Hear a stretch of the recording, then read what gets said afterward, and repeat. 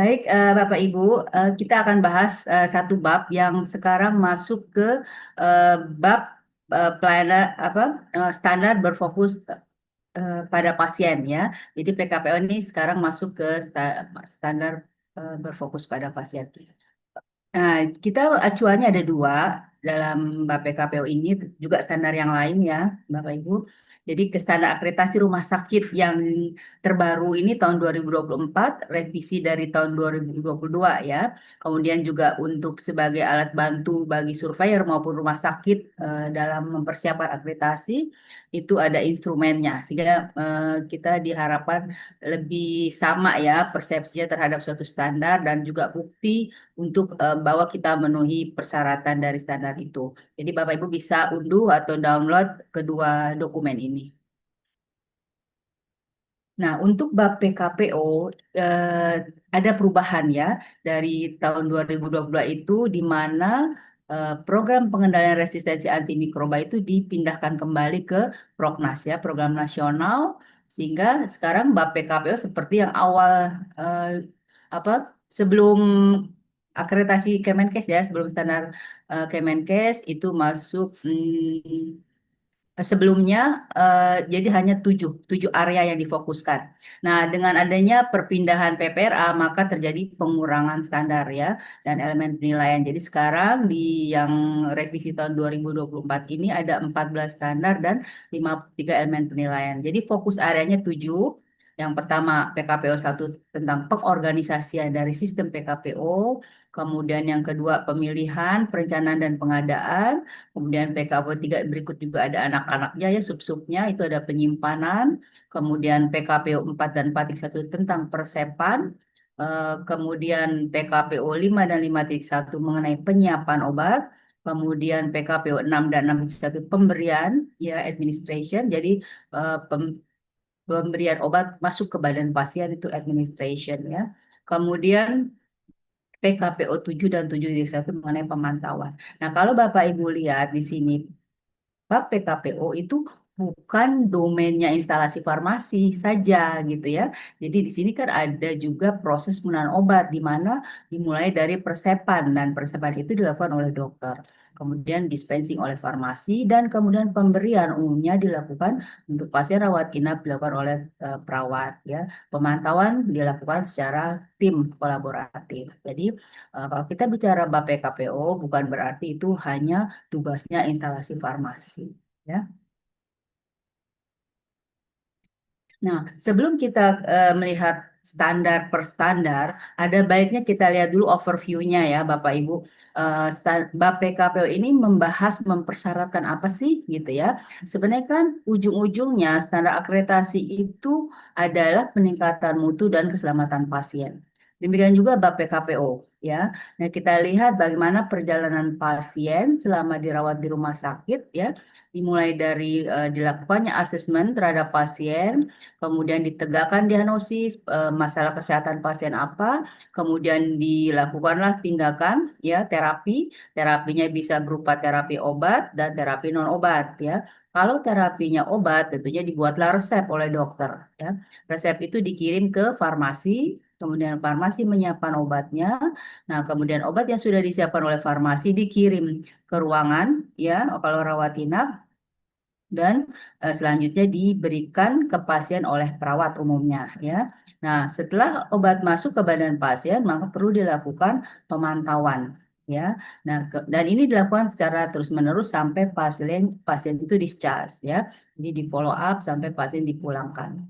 Nah, bab PKPO ini sebenarnya berperannya itu mulai pasien masuk sampai pasien discharge ya. Nah, kita lihat di sini saya tulis standar-standar yang terkait dengan proses itu ya. Jadi kalau sebenarnya bab PKPO ini ada dua fungsinya ya, yaitu pertama eh, menjamin ketersediaan obat. Jadi di bab PKPO ini rumah sakit harus bisa menjamin ketersediaan obat untuk memenuhi kebutuhan pasien ya. Nah, yang kedua fungsinya adalah Nah, ini menjamin kesejahteraan itu ada di di standar PKPU 2 ya, mulai dari pemilihan, perencanaan, pengadaan, kemudian di penyimpanannya PKPU 3, kemudian distribusi dispensing PKPU 5. Nah, yang kedua adalah fungsinya mengendalikan penggunaannya ya. Jadi apakah obat itu digunakan secara rasional ya, tepat pasien, tepat obat, tepat dosis dan sebagainya.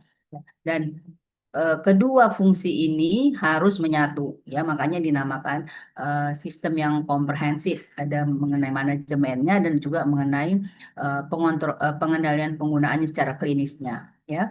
Nah, contohnya ini secara klinisnya rekonsiliasi obat ada di PKPU 4 ya. Persepannya ada di PKPU 4.1 ya. Kemudian pengkajian resep itu ada di PKPU 5.1 ya. Pengkajian resep ada di sebelah kiri ya, karena pengkajian resep itu disyaratkan dilakukan sebelum obat disiapkan ya. Dan klinis yang berikutnya setelah obat masuk ke badan pasien itu dilakukan pemantauan terapi obat, itu diminta di PKPO 7 ya. Jadi pemantauan itu ada dua, yang pertama pemantauan efek terapi obat, yang kedua pemantauan efek samping obat, itu ada di PKPO 7.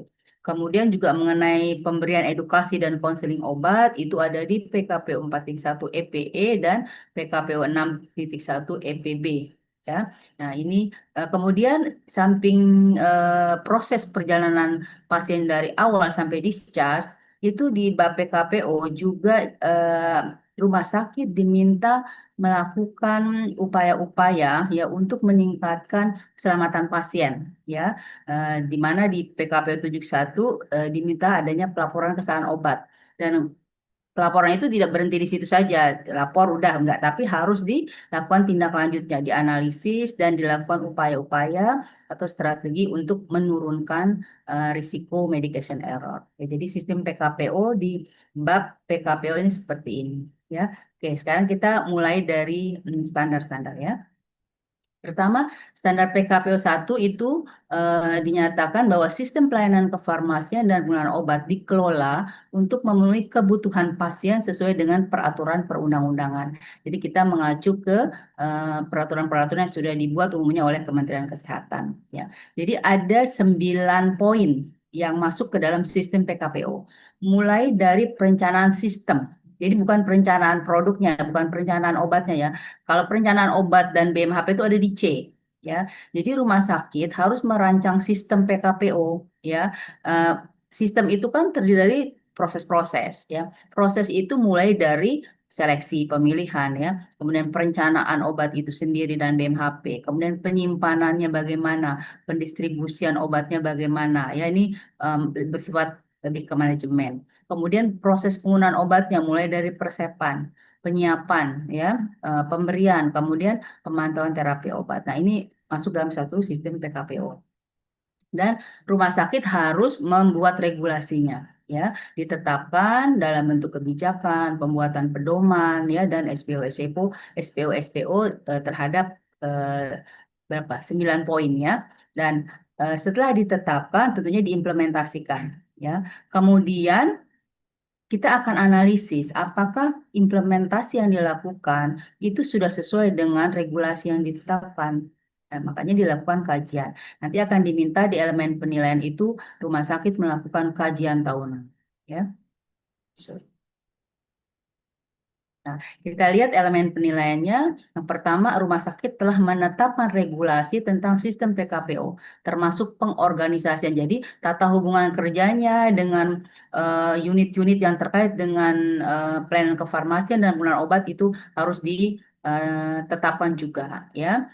Kemudian diminta juga ada bukti apoteker memiliki izin dan kompeten, ya, serta telah melakukan supervisi pelayanan kefarmasian dan memastikan kepatuhan terhadap peraturan perundang-undang.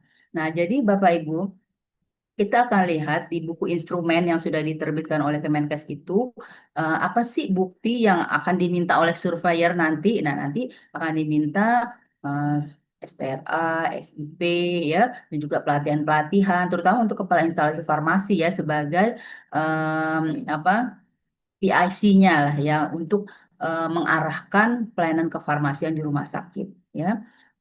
Tapi juga di bawah kepala instalasi farmasi seperti koordinator juga bisa saja diminta ya untuk eh, dibuktikan bahwa apoteker tersebut kompeten ya dalam melakukan supervisi. Kemudian yang ketiga, rumah sakit memiliki bukti kajian sistem PKPO yang dilakukan setiap tahun. Ya, jadi harus dilakukan setiap tahun. Kemudian rumah sakit memiliki sumber informasi obat atau referensi ya untuk semua staf yang terlibat dalam penggunaan obat. Jadi yang dimaksud ini adalah ada referensi yang up to date ya, bukan yang sudah lama. Untuk siapa? Untuk staf yang terlibat dalam proses penggunaan obat. Siapa itu? Dokter dalam persepan. Misalkan dokter akan menentukan dosis suatu obat kepada pasien. Tapi dokter itu ragu ya, jadi harus ada sumber informasi obat yang bisa membantu dokter. Oh, ini dosis yang tepat. Kalau untuk farmasi bagaimana? Farmasi sumber informasi obat ini dibutuhkan pada saat misalkan mengkaji resep, pada saat penyiapan obat itu diperlukan. Perawat diperlukan untuk apa? Dalam hal administration, misalkan larut yang sesuai apa, ya dosisnya bagaimana gitu. Itu yang dimaksud ya. Jadi rumah sakit harus memiliki sumber informasi obat yang up to date. Ya.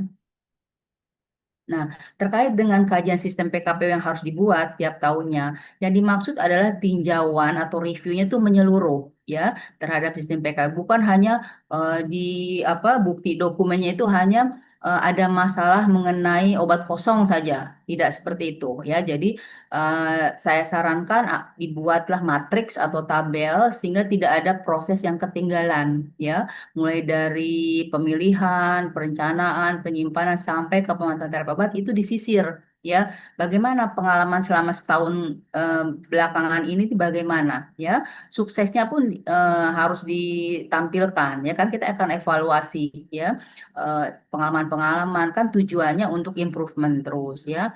Eh, jadi harus ditampilkan semua secara menyeluruh. Nah, karena sifatnya lintas sektoral ya, tidak hanya instalasi farmasi, maka kajian ini bukan dibuat oleh kepala instalasi farmasi saja ya, tapi harusnya dalam bentuk tim ya, entah itu bersama dengan tim farmasi dan terapi, juga terkait dengan komite mutu dan unit kerja terkait itu akan lebih komprehensif kajiannya ya. Dan ini juga akan terkait dengan standar-standar lain nanti ya. Misalkan hasil supervisi ke ruangan-ruangan, bagaimana penyimpanan obatnya, bagaimana peresepannya, dan itu akan masuk ke dalam kajian ini ya. Jadi terkait dengan standar-standar lainnya juga. Oke, yang kedua standar PKPO 2 itu diminta rumah sakit menetapkan dan menerapkan formularium yang digunakan untuk persepan, permintaan obat, instruksi pengobatan ya. Dan ada perbedaan ya masing-masing itu. Persepan itu apa sih, instruksi pengobatan itu apa, nanti kita bahas ya. Eh, Kemudian obat dalam formularium senantiasa tersedia di rumah sakit. Nah, sebagai penilaiannya ada 5 elemen ya. Yang pertama, rumah sakit telah memiliki proses penyusunan formularium rumah sakit secara kolaboratif. Ini saya tebalkan hurufnya, ada proses penyusunan. Jadi nanti akan harus ada bukti formularium itu ada prosesnya, ada proses penyusunan, tidak ujuk-ujuk udah langsung ada aja gitu ya, ada daftar obat yang digunakan di rumah sakit. Tapi bagaimana proses sehingga obat itu bisa masuk formulir rumah sakit itu akan diminta ya. Pengusulannya, kemudian pembahasannya, kemudian penetapannya itu juga diminta. Walaupun saat ini kan mungkin sudah hampir 100% ya, banyak rumah sakit yang pasiennya itu pasien JKN yang berdasarkan Fornas. Jadi bukan berarti dengan adanya Fornas rumah sakit nggak punya formularium, tidak seperti itu. Rumah sakit tetap harus menetapkan formularium rumah sakit. Ya, karena tidak semua apa menggunakan Fornas. Walaupun Fornas digunakan hampir 100%, tetap harus dibuat kebijakan ya dalam bentuk surat keputusan direktur penetapan atau pemberlakuan formulir rumah sakit. Ya. Kemudian yang B, rumah sakit melakukan pemantauan kepatuhan ya. Formulir yang sudah dibuat, sebenarnya kan itu bottom up ya. Ada pengusulan dari dokter bahwa ini obat akan digunakan, tapi benar nggak dipakai ya. Jadi perlu dipantau kepatuhannya. Ada 2 hal yang dipantau, yaitu dari sisi penggunaannya ya, persepannya, kemudian juga dari persediaannya, pengadaannya bagaimana oleh bagian pengadaan, oleh bagian farmasi itu seperti apa Ya, itu menjadi nanti evaluasi apakah formulir itu digunakan bermanfaat atau tidak. Ya, kemudian rumah sakit melakukan evaluasi terhadap formularium sekurang-kurangnya setahun sekali. Ada yang bertanya, kalau 2 tahun sekali boleh gak?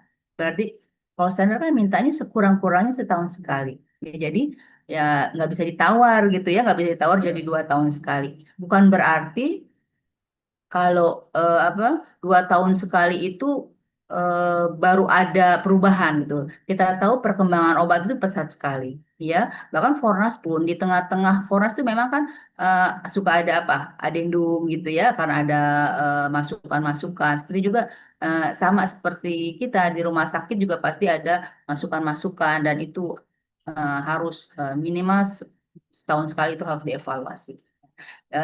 Informasi yang diperlukan pada saat evaluasi formularium itu meliputi efektivitasnya, kemudian keamanan obat itu dan juga dari segi biaya, ya. Itu menjadi dasar evaluasi. Kemudian yang keempat, rumah sakit melakukan pelaksanaan dan evaluasi terhadap perencanaan dan pengadaan, ya. Nah, kita kan di rumah sakit pasti membuat RKO, ya, rencana kebutuhan obat. Nah, tapi realisasinya bagaimana? Nah, itu yang dievaluasi, ya. Kemudian yang kelima, rumah sakit melakukan pengadaan subsidi farmasi dan melibatkan apoteker.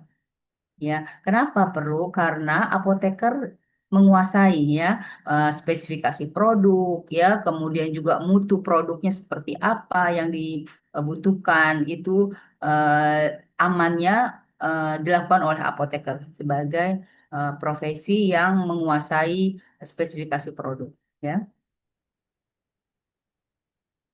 Oke, lanjut ke PKPO 3. Saya tidak akan menyampaikan ini apanya apanya buktinya apa sih itu Bapak Ibu bisa baca di buku instrumen ya. Jadi saya akan lebih ke esensinya apa sih standar ini gitu ya. Jadi kemudian standar PKPO 3 diminta rumah sakit menetapkan dan menerapkan regulasi penyimpanan sediaan farmasi dan BMHP disimpan dengan benar dan aman sesuai peraturan perundang-undangan dan standar profesi. Nah, kita mengajunya ada PMK ya. Kalau sampai saat ini masih berlaku PMK 72 tahun 2016 ya. Di situ lebih teknis diatur bagaimana menyimpan sediaan farmasi ya. Di elemen penilaiannya ada 4. Yang pertama, sediaan farmasi dan BMHP disimpan dengan benar dan aman dalam kondisi yang sesuai untuk stabilitas produk. Ya, jadi kita ingin penyimpanan itu benar, aman, aman dari kecurian, kehilangan, ya, eh, dalam kondisi yang sesuai untuk stabilitas produk. Kita perhatikan juga stabilitasnya, ya, termasuk yang disimpan di luar instalasi farmasi. Jadi misalkan di mana di ruang pelayanan ya, ruang perawatan, di poliklinik, di IGD itu kita sebut di luar instalasi farmasi, ya di pelayanan atau perawatan. Itu harus dipastikan juga ya bahwa penyimpanannya benar dan aman, produk yang disimpan itu stabil. Ya. Yang kedua mengenai narkotik dan psikotropik disimpan dan dilaporkan penggunaannya sesuai dengan peraturan perundang-undangan. Kita punya PMK khusus ya, PMK nomor 3 tahun 2015 itu khusus mengenai pengelolaan narkotik psikotropik. Jadi kita harus mengacu di situ ya. Yang ketiga, rumah sakit melaksanakan supervisi secara rutin oleh apoteker untuk memastikan penyimpanan sediaan farmasi dan BMHP dilakukan dengan benar dan aman. Nah, ini implementasinya adalah adanya monitoring ya, pemantauan dan supervisi oleh apoteker. Kan satu rumah sakit tidak hanya satu ya apotekernya, umumnya mungkin 5, bahkan banyak rumah sakit besar ada yang 60 apotekernya ya, ada 50 dan sebagainya. Nah, itu berbagi tugas ya, jadi mensupervisi semua tempat-tempat penyimpanan obat ya. Nah, sebenarnya tidak hanya penyimpanan ya, untuk lebih efisiennya, walaupun yang diminta di PKPO 3 EPC ini terkait penyimpanan, itu kita bisa satukan dengan supervisi yang lain. Gitu ya. Yang keempat, obat dan zat kimia yang digunakan untuk peracikan obat diberi label secara akurat ya. Jadi harus nih karena tereksplisit nih ya diminta ya kalau ada obat dan zat kimia untuk peracikan obat itu harus teridentifikasi dengan jelas nama zat dan kadarnya, tanggal kedaluarsanya dan peringatan khusus. Ya, nanti kita akan bicara lagi masalah pelabelan ini di PKPO 5 ya. Nah, bedanya apa? Kalau di PKPO 3 belum ada nama pasiennya. Ya, obat dan zat kimia yang untuk di stok gitu ya, yang belum eh, ada nama pasiennya. Tapi kalau di PKPO 5 nanti itu sudah ada nama pasiennya, etiket ya. Oke, sekarang kita lihat anaknya nih ya, PKPO 3.1 itu rumah sakit menetapkan dan menerapkan regulasi pengelolaan obat atau produk yang memerlukan penanganan khusus ya, misalnya obat dan bahan berbahaya, radioaktif, obat penelitian, produk nutrisi parenteral, obat atau BMP dari program atau donasi sesuai peraturan perundang-undangannya. Kenapa? Karena setiap ini ya kelompok ini obat B3 ya, obat bahan berbahaya, radioaktif itu punya risiko tersendiri. Masing-masing punya risiko sendiri sehingga penanganannya juga harus khusus. Ya, misalkan kalau obat dan bahan berbahaya kan kita tidak ingin obat ini terpapar ke orang-orang yang tidak semestinya, petugas misalkan atau lingkungan. Ya, radioaktif juga demikian. Obat penelitian juga kan ini akan diteliti obatnya efektif atau tidak. Sehingga harus benar-benar dikelola stabilitasnya bagaimana, cara pendistribusiannya ke subjek seperti apa ya. Jadi penanganan penyimpanannya itu harus khusus ya. Nah, ini elemen penilaiannya. Jadi yang A, obat yang memerlukan penanganan khusus dan bahan berbahaya dikelola sesuai sifat dan risiko bahan. Kita tahu ada yang mudah terbakar, mudah meledak, iritasi, ya iritan, ya korosif. Nah, itu kita sesuaikan penyimpanannya sesuai sifat dan risiko bahan, juga harus ada MSDS-nya ya, pengelolaannya seperti itu. Kemudian radioaktif ya. Radioaktif dikelola sesuai sifat dan risiko bahan radioaktif. Memang tidak semua rumah sakit memiliki radioaktif atau juga yang C memiliki obat penelitian. Ada penelitian untuk human subject ya, untuk diberikan ke pasien subjek penelitian. Nah, kalau rumah sakit tidak mengelola radioaktif, penelitian itu bisa TDD. Ya, kemudian juga yang E, kalau rumah sakit tidak punya obat dari program atau donasi itu juga bisa TDD. Ya, tapi kalau yang A semua rumah sakit pasti punya B3 ya. Jadi nggak boleh TDD ya. Jadi yang boleh TDD-nya kalau memang tidak applicable di rumah sakitnya, tidak ada radioaktif, tidak ada penelitian ya, tidak ada obat penelitian itu bisa di TDD-kan ya. Bagaimana dengan produk nutrisi parenteral? Ada juga kan yang bertanya, kita nggak punya produk nutrisi parenteral. Nah, apa sih yang dimaksud dengan produk nutrisi? Nutrisi itu kita lihat makronutriennya ya. Apakah di rumah sakit ada gak produk infus asam amino, glukosa, lemak? Pasti ada kan? Kalau ada itu termasuk nutrisi parenteral. Jadi tidak bisa dipede-kan. Ya. Oke, sekarang ke PKPO 3.2, rumah sakit menetapkan dan menerapkan. Ya, kalau kita lihat di sini mungkin berbeda dengan sebelum standar akreditasi Kemenkes, itu kan umumnya di elemen penilaian yang pertama itu diminta regulasi. Tapi yang standar Kementerian Kesehatan ini untuk bab PKPO itu dikumpulkan di PKPO 1. Dalam suatu sistem PKPO itu diminta regulasinya di situ. Kalau Bapak Ibu perhatikan di bab PKPO itu pada saat pembuktiannya itu hanya tiga EP yang diminta R-nya kan. Pembuktian itu kan bisa dengan R ya, regulasinya diminta untuk ditunjukkan, kemudian apa? Dokumen bukti pelaksanaan, kemudian observasi diamati oleh surveyor, wawancara ke petugas pasien gitu ya, ke pimpinan, ke manajemen, dan juga simulasi. Jadi kan redos gitu ya, redos. Dan di bab PKPO yang dikeluarkan oleh Kementerian Kesehatan itu pembuktiannya tidak banyak yang memerlukan R karena semua sebenarnya sudah dikumpulkan di PKPO 1. Jadi PKPO 1 itu saya sarankan rumah sakit bikinlah suatu semacam kayak kalau di rumah sakit kan ada hospital by law gitu ya. Ini sih kayak semacam drug hospital apa ya. Kayak jadi memang khusus pengelolaan obat. Itu ada rumah sakit yang membuat lengkap dalam satu SK gitu ya. Sehingga satu peraturan dari Perdir gitu ya, peraturan direktur dari A sampai Z tentang pengelolaan ya pengelolaan obat dan BMHP ya. Nah, jadi elemen PKP 32 ini terkait sorry, standar PKP 32 ini terkait dengan pengelolaan obat dan BMHP untuk kondisi emergensi yang disimpan di luar instalasi farmasi untuk memastikan selalu tersedia, dimonitor dan aman. Ya, ini termasuk di ambulan ya. Nah, elemen penilaiannya adalah obat dan BMHP untuk kondisi emergensi yang tersimpan di luar instalasi farmasi termasuk di ambulan dikelola secara seragam. Ini saya tebalkan secara seragam maksudnya apa? Kan kita tahu dalam kondisi emergensi yang perlu penyelamatan jiwa segera ya itu harus cepat. Kalau mungkin patokannya kurang dari 3 menit atau maksimal kurang dari 5 menit. Nah, bagaimana kalau tidak seragam? Ya, bisa saja misalkan kita kan menggunakan biasanya pakai troli emergensi atau tas emergensi. Kalau pengelolaan penyimpanannya aja tidak seragam, ya untuk mencari obatnya itu aja sudah perlu waktu ya kalau tidak seragam. Juga pengelolaannya beda-beda antara satu unit dengan unit lain itu akan memperlambat apa akses obat itu ke badan pasien. Jadi harus seragam supaya cepat ya. Apa yang seragam? Penyimpanannya, pemantauannya, penggantiannya itu harus seragam di rumah sakit ya. Bagaimana diganti kalau rusak kadaluarsa itu bagaimana dan juga intinya adalah pengelolaannya seragam ya. Yang B, rumah sakit menerapkan tata laksana obat emergensi untuk meningkatkan ketepatan dan kecepatan pemberian obat. Jadi rumah sakit harus melakukan upaya-upaya supaya bagaimana nih obat emergensi cepat masuk ke badan pasiennya itu bagaimana ya dan tepat bukan hanya cepat tapi juga tepat. Nah, upaya-upaya yang bisa disarankan adalah kalau meletakkan atau menyimpan obat emergency itu udah nggak ada lagi box-box obatnya udah dikeluarkan dari boxnya. Jadi udah langsung ampul, langsung vial, jadi langsung bisa segera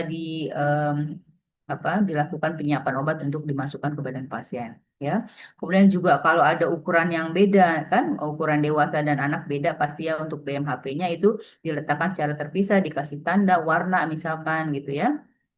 Kemudian tata letak obatnya juga harus seragam. Di seluruh rumah sakit, misalkan di rumah sakit itu ada 70 troli emergensi di rumah sakit besar gitu ya, 70 troli emergensi itu cara meletakkan obatnya, penataan obat dalam trolinya itu, BMHP-nya itu harus seragam. Ya, kemudian juga tersedia panduan cepat untuk dosis penyiapan obat, terutama untuk anak neonatus gitu kan, supaya cepat.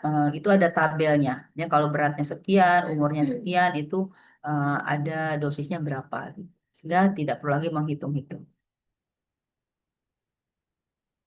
Oke, lanjut ke PKPO 3.3. Rumah sakit menetapkan dan menerapkan regulasi penarikan kembali atau recall. Tadi sebelumnya di PAB juga ada recall implan ya. Jadi di PKPO 3 juga diminta juga tuh ya. Kalau ada recall, recall apa sih? Recall itu adalah penarikan kembali. Kita tahu kadang-kadang produk yang sudah beredar di pasaran ya, itu baru diketahui ada masalah setelah beredar gitu ya. Jadi kalau sebelum beredar pasti sudah ditahan oleh industrinya nggak diedarkan. Tapi ini setelah beredar baru ada misalkan ada masukan, kemudian ada komplain misalkan ya. Jadi ada dua hal yang menyebabkan produk itu di recall. Yang pertama memang zat itu berbahaya. Ya, kita tahu beberapa produk misalkan dulu pernah ya ada ranitidin mengandung ada zat ya, kemudian apa amlodipin, valsatan itu kita pernah dengar pernah bermasalah zat aktifnya yang memang berbahaya ya mengandung impurity ya ada kontaminasi ada cemaran ya bisa juga proses produksinya bermasalah sehingga jadi substandar ya. Misalnya kelarutannya jadi kurang ya dalam proses produksi itu substandar jadi ada dua kemungkinannya dan recall ini bisa dilakukan secara sukarela oleh industri farmasi ya bisa juga secara paksa oleh Badan POM ya jadi kedua proses ini harus punya rumah sakit. Bagaimana recall ini? Kenapa concern diakreditasi? Karena recall ini kan membahayakan pasien. Ya, jadi harus segera ditarik ya. Jadi harus bikin SPO misalkan dalam 2 kali 24 jam obat yang ada di pelayanan itu udah harus tarik masuk ke gudang untuk selanjutnya diproses dikembalikan ke distributor ya. Nah, elemen penilaian PKP 3 ini ada batas waktu obat dapat digunakan beyond use date. Nah, kalau Bapak Ibu yang belum familiar nanti akan dijelaskan apa sih yang dimaksud dengan beyond use date ya. Beyond use date itu harus tercantum pada label obat ya. Kemudian rumah sakit memiliki sistem pelaporan sediaan farmasi dan BMP substandar ya. Jadi bisa juga tidak di recall, tapi teridentifikasi tuh oleh rumah sakit. Wah, ini ada sediaan yang rusak nih, ya obatnya rusak atau alat kesehatan atau BMHP-nya juga rusak, nggak bisa dipakai, tidak berfungsi gitu, atau bermasalah. Itu harus dilaporkan, ya. Kemudian rumah sakit menerapkan proses recall obat, jadi buat prosedurnya, SOP-nya, ya, termasuk implan, yang meliputi identifikasi, bagaimana cara mengidentifikasinya. Nah, sekarang kan zaman teknologi udah maju ya, bisa saja lebih mudah ya. Batch itu teridentifikasi di sistem ya, sehingga kalau ada pengumuman dari industri atau dari Badan POM, oh ternyata batch ini merek A dengan batch, ya karena nggak semua batch itu bermasalah ya, terutama kalau kaitannya dengan proses produksi ya. Diidentifikasi batch mana. Kalau memang rumah sakit kita punya batch itu, tunjuk harus kita tarik. Ya. Bagaimana dengan yang sudah terlanjur ke pasien itu juga diminta ya, pasien mana, siapa tahu terutama untuk pasien rawat jalan kan, pasien sudah menerima, siapa tahu masih ada di rumahnya stoknya, itu harus bisa diidentifikasi ya. Dia harus ditarik, dikembalikan. Kemudian rumah sakit menerapkan proses pemusnahan sediaan farmasi dan BMHP. Nah ini pada kalau sudah banyak biasanya dikumpulkan ya, nggak sedikit punya langsung biasanya dikarantina untuk suatu waktu dimusnahkan. Tapi nggak boleh lama-lama juga ya kita menyimpan obat yang sudah layak dimusnahkan. Ya, jadi ini elemen-elemennya. Nah, tadi ada beyond use date, ada expiration date atau ED atau expired date. Apa sih bedanya? Kita akan menerapkan ED kalau sediaan obat itu belum dibuka, ya segel kemasan asli yang dari pabriknya. Dan sebenarnya kan jaminan pabrik terhadap mutu obat, ya.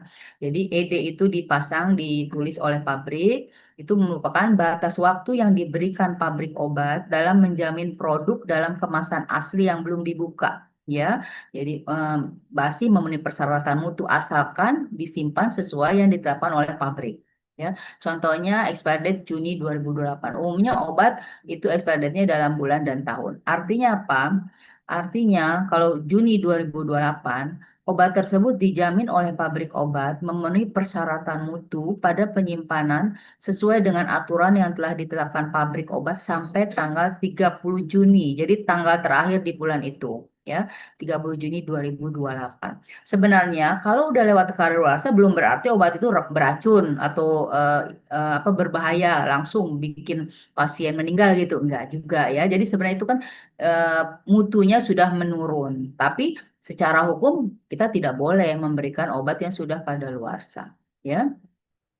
Kemudian beyond use date itu batas waktu yang ditetapkan pada suatu produk yang sudah dibuka kemasan primernya. Ya, misalkan kalau cuman boxnya aja yang apa obat sudah dibuka dari boxnya, itu kita masih pakai pakai ED, ED-nya sampai Juni 2008 misalkan. Tapi kalau misalkan dalam bentuk file, kemudian file udah ditusuk, diambil larutannya, itu kita udah nggak pakai expired date dari pabrik, kita udah pakai beyond use date. Ya, kalau sudah dilarutkan, diencerkan, di repacking, ditaruh di wadah lain, kita patokannya bukan expired date dari pabrik lagi, tapi beyond use date. Dari mana kita tahu beyond use date itu? Dari referensi, ya. Eh, Biasanya itu ada guide-nya, ada guideline-nya ya, ada panduannya. Misalkan kalau sediaannya oral ya itu tidak lebih dari 14 hari misalkan. Tapi tergantung juga zat apa yang ditetapkan oleh pabrik, misalkan kalau udah dilarutkan dia umurnya cuma 7 hari gitu ya. Jadi kalau biasanya yang mengandung air itu tidak stabil ya, itu kalau misal tidak mengandung air bisa sampai 6 bulan gitu ya. Tapi untuk lebih pastinya setiap obat itu kita harus cek ya BUD-nya, kalau sudah dibuka segel aslinya itu menjadi berapa ya. Nah, jadi expanded itu ditetapkan oleh produsen obat.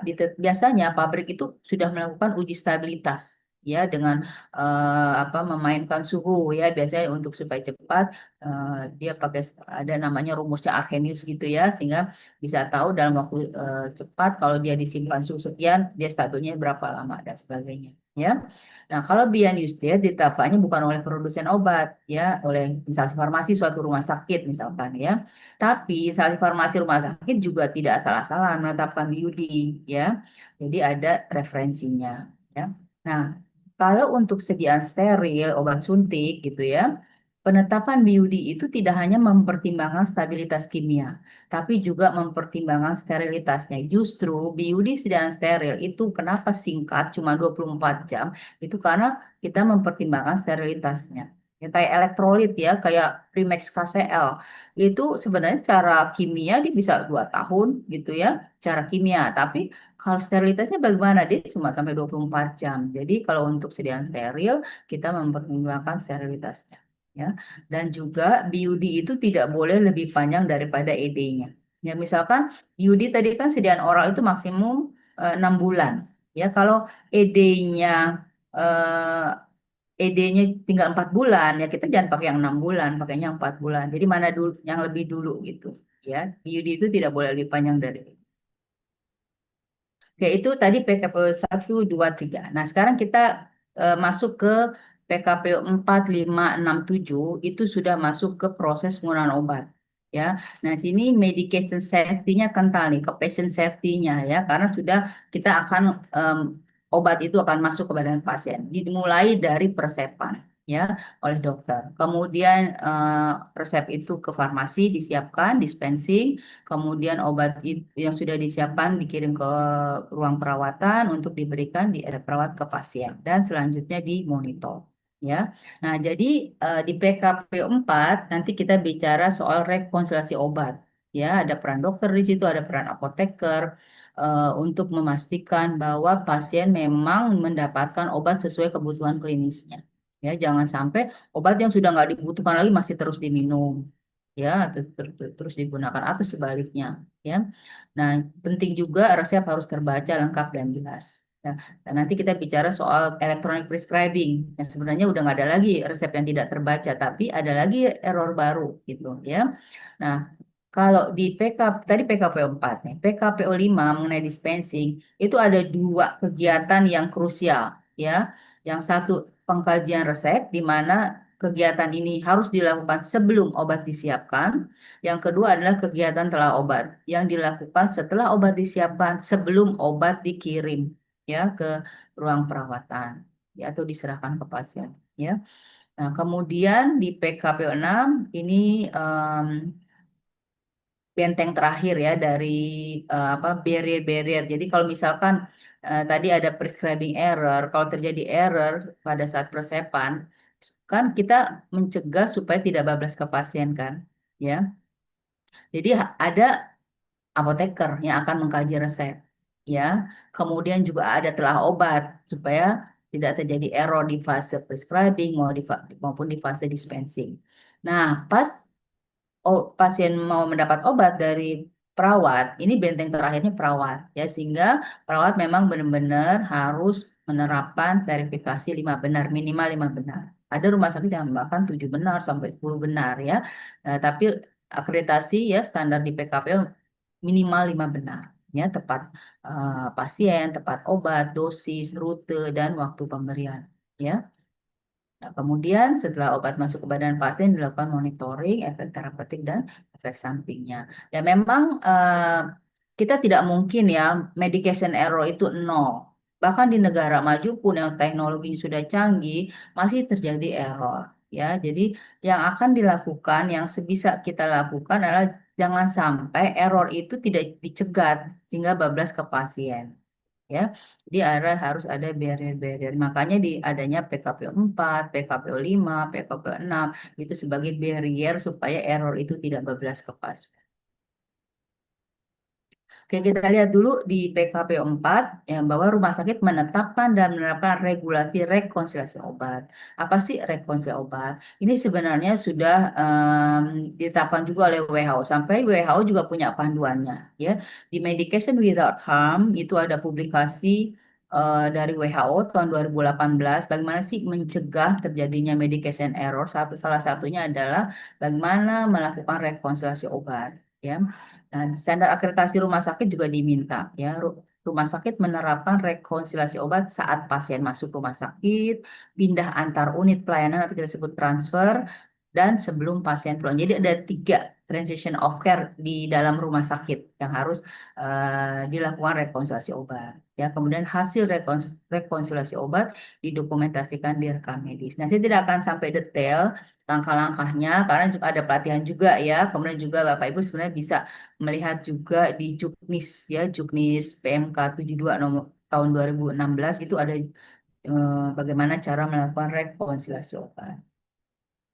Nah, sebenarnya secara ringkas, rekonsiliasi obat itu kan kita mengupdate informasi obat-obat yang dibutuhkan pasien. Ya, secara klinis dibutuhkan pasien itu apa? Kita update. Jangan sampai obat yang nggak perlu lagi tetap digunakan pasien atau sebaliknya. Nah, jadi kan yang diminta akreditasi itu ada 3 ya, 3 transition of care pada saat admisi, saat transfer, dan saat discharge ya.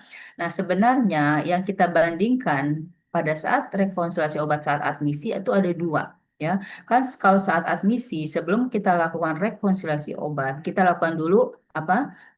Penelusuran riwayat penggunaan obat. Kita wawancara pasien, kita lihat histori penggunaan obat pasien, bisa dari IP yang kan mungkin saja pasien ini langganan di rumah sakit kita ya, ada rawat jalannya, rawat inapnya ya. Kita bisa lihat historinya baik sumber primer maupun sekunder ya. Nah, kita lihat daftar penggunaan obat sebelum admisi. Nah, kita bandingkan dengan resep instruksi pengobatan saat admisi 21 kali 24 jam ya saat pasien masuk rumah sakit kita bandingkan. Dan nanti dokter akan memutuskan, DPJP akan memutuskan mana yang lanjut, mana yang stop, mana yang berubah ya regimennya. Nah, kalau transfer gimana? Kalau transfer jadi 3 data ya, 2 tadi salah misi plus eh, daftar penggunaan obat dari ruang rawat sebelumnya. Ya beda di situ. Nah, kalau saat discharge tambah lagi rencana terapi obat di rumah. Jadi dibandingkan daftar penggunaan obat sebelum admisi, daftar penggunaan obat 24 jam terakhir sebelum pulang dan resep obat pulangnya. Nah, pengalaman saya justru rekonsiliasi obat saat discharge ini yang paling krusial. Ya, kenapa? Kalau saat admisi, dokter masih evaluasi, masih ada di tempat, oh nih perlu. Jadi masih aware-nya itu masih ada ya pada saat evaluasi setiap hari kan di visit pasien ya. Nah, tapi kalau saat discharge, kadang daftar penggunaan obat pasien yang sebelum admisi itu kan kadang di stop ya selama pasien dirawat. Tapi mungkin saja saat pulang tuh dilanjutkan lagi. Biasanya pasien mau operasi nih, operasi beberapa obat dihentikan dulu. Nah, tapi kalau tidak diberitahu ya bisa saja pasien ragu ini obat sebenarnya masih diminum atau tidak. Jadi benar-benar rekonsiliasi obat saat pulang ini harus dilakukan dengan baik. Oke, sekarang persepan di PKP 4.1 ya. Rumah sakit menetapkan dan menerapkan regulasi persepan permintaan obat dan BHP instruksi pengobatan sesuai peraturan perundang-undangan. Nah, ini mengenai persepan. Resep dibuat lengkap. Lengkap itu artinya gini, eh, baik dari nanti kan dikaji juga di PKPO 5.1 diminta apakah resep itu lengkap ya, dari segi identitas pasien secara administratif ya, kemudian juga eh, secara farmastik obatnya gimana? Kekuatannya berapa? Obat A di pasaran ada 3 kekuatan. Dokter maunya yang mana? Itu harus lengkap, jelas ya. Jangan jadi kan resep ini akan dikirim ke farmasi. Farmasi tidak boleh menduga-duga, tidak boleh asumsi. Wah, ini kali yang diminta yang 25 miligram nih. Nah, ternyata yang diminta yang 100 miligram. Ya, jadi dari yang membuat resep itu harus lengkap ya. Dan sebenarnya kalau resep tidak lengkap itu juga akan membuat delay treatment ya, delay pengobatan ke pasien karena harus konfirmasi dulu ke dokternya gitu ya. Jadi kita sama-sama supaya tidak delay ya dokternya buat resep yang lengkap, apotekernya juga tidak berasumsi ya. Nah, telah dilakukan yang B telah dilakukan evaluasi terhadap penulisan resep atau instruksi pengobatan yang tidak lengkap dan tidak terbaca. Jadi intinya sebenarnya eh, farmasi ya, apoteker atau tenaga vokasi farmasi dan perawat itu kalau ada instruksi pengobatan itu kan sebenarnya instruksi dokter untuk diimplementasikan oleh perawat. Kalau resep permintaan tertulis dari dokter ke apoteker ya, itu harus lengkap dan terbaca. Kalau tidak artinya apa? Ya, bisa saja farmasi dan perawat itu berasumsi kalau misalkan mau cepat ya dia berasumsi saja, tidak melakukan konfirmasi ke dokter sebenarnya apa sih ini, gitu, ya. Ini kan berbahaya, ya. Kemudian telah dilaksanakan proses untuk mengelola resep khusus, ya. Seperti emergency, ini banyak pertanyaan juga, ini maksudnya apa sih elemen penilaian ini? Maksudnya ada gini, rumah sakit itu harus punya prosedur SOP, ya. Tadi kan di PKPU 3.2 mengenai obat emergensi yang harus siap apa? Siap sedia dengan cepat, ya, harus tersedia begitu diperlukan, harus bisa diakses dengan cepat. Nah, berarti harus bikin prosedur bagaimana menjamin obat emergensi itu selalu tersedia, ya. Misalkan obat-obat emergensi yang diletakkan di troli emergensi kalau digunakan itu proses penggantiannya seperti apa, berapa lama harus diganti, harus ada lagi di troli itu, dibikin SPO-nya. Juga automatic stop order harus jelas ya, bikin SPO-nya. Kemudian tapering juga ya, untuk beberapa obat nggak bisa kita menghentikan secara mendadak tapi harus perlahan-lahan, itu juga dibuat SPO-nya, ya. Kemudian daftar obat yang diresepkan tercatat dalam rekam medis pasien dan menyertai pasien ketika dipindahkan dan transfer. Jadi idealnya obat-obat itu diresepkan, ya, bukan diresepkan ke farmasi ya, tapi intinya sebenarnya dibuat instruksi, ya, itu masuk ke dalam rekam medis, ya. Jadi eh, sebisa mungkin buatlah suatu lembar tersendiri di mana obat itu dibikin daftarnya.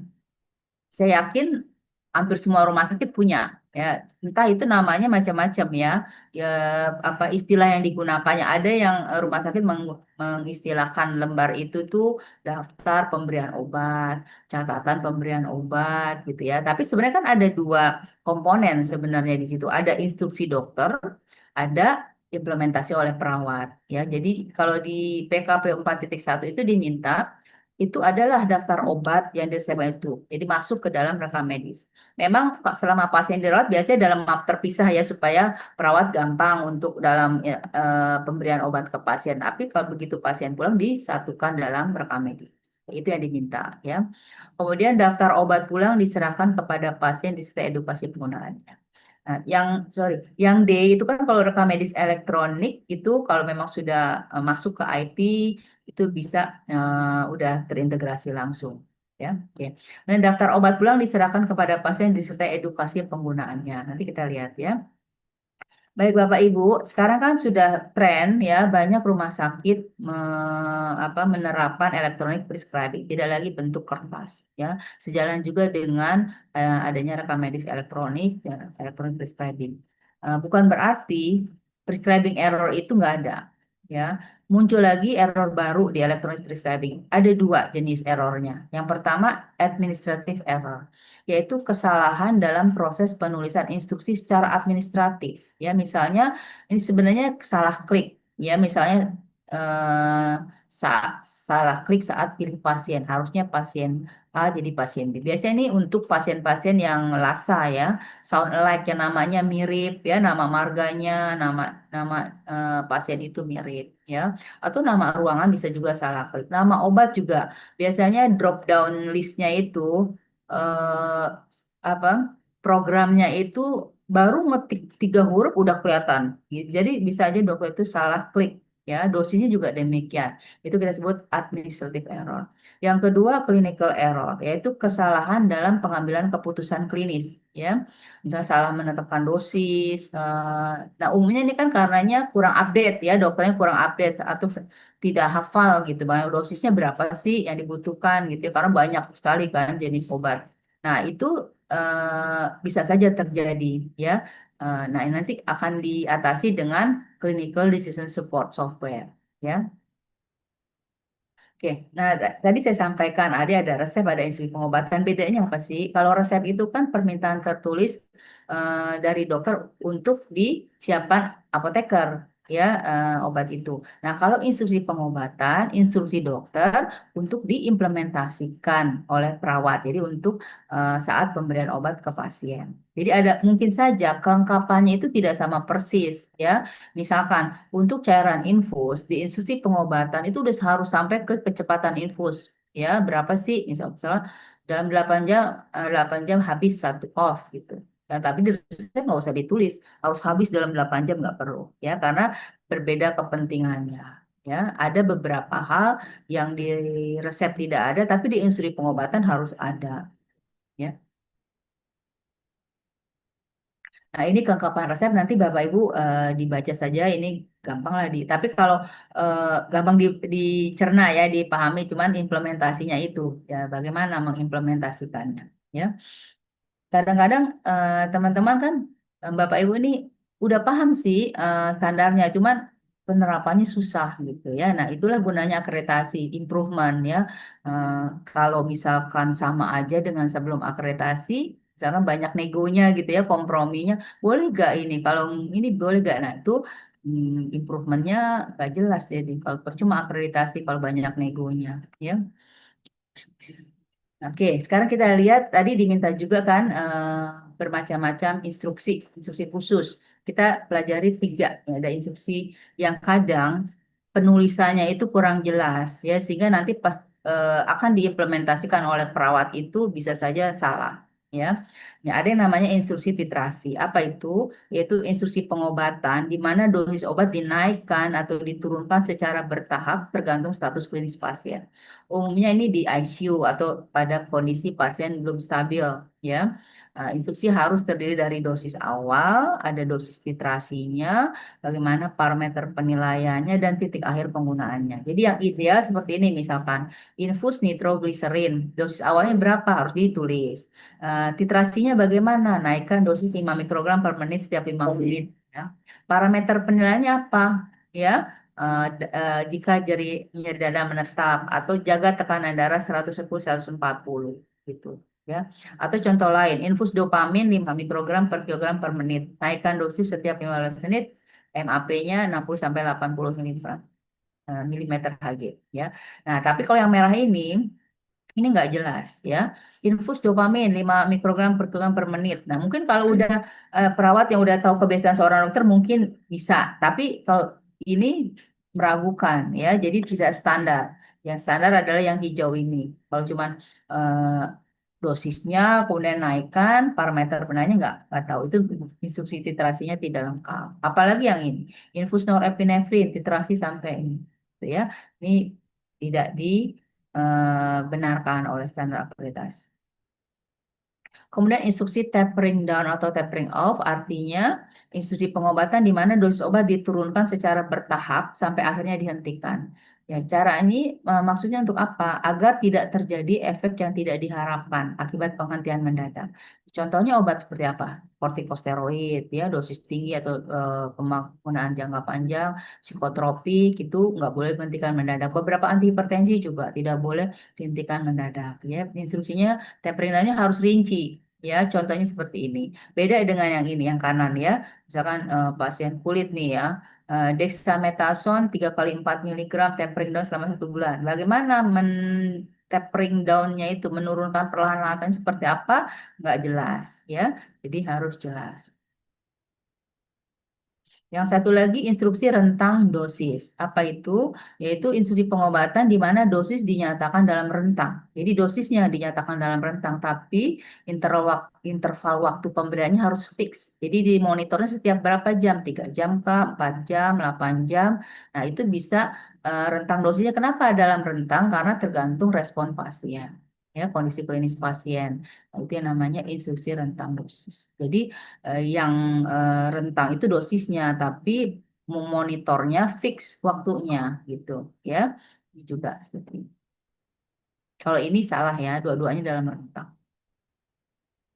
Nah, kemudian ada yang namanya automatic stop order, instruksi pengobatan yang dihentikan secara otomatis apabila telah melewati durasi penggunaan yang telah ditetapkan dalam suatu kebijakan. Jadi harus disepakati dulu ya. Ini misalkan kita akan menerapkan automatic stop order untuk penggunaan antibiotik pada kasus misalkan community acquired pneumonia. Ya, jadi beda-beda tuh nggak bisa digeneralisir ininya ASO-nya. Jadi indikasinya apa, obatnya apa, untuk kasus apa gitu ya.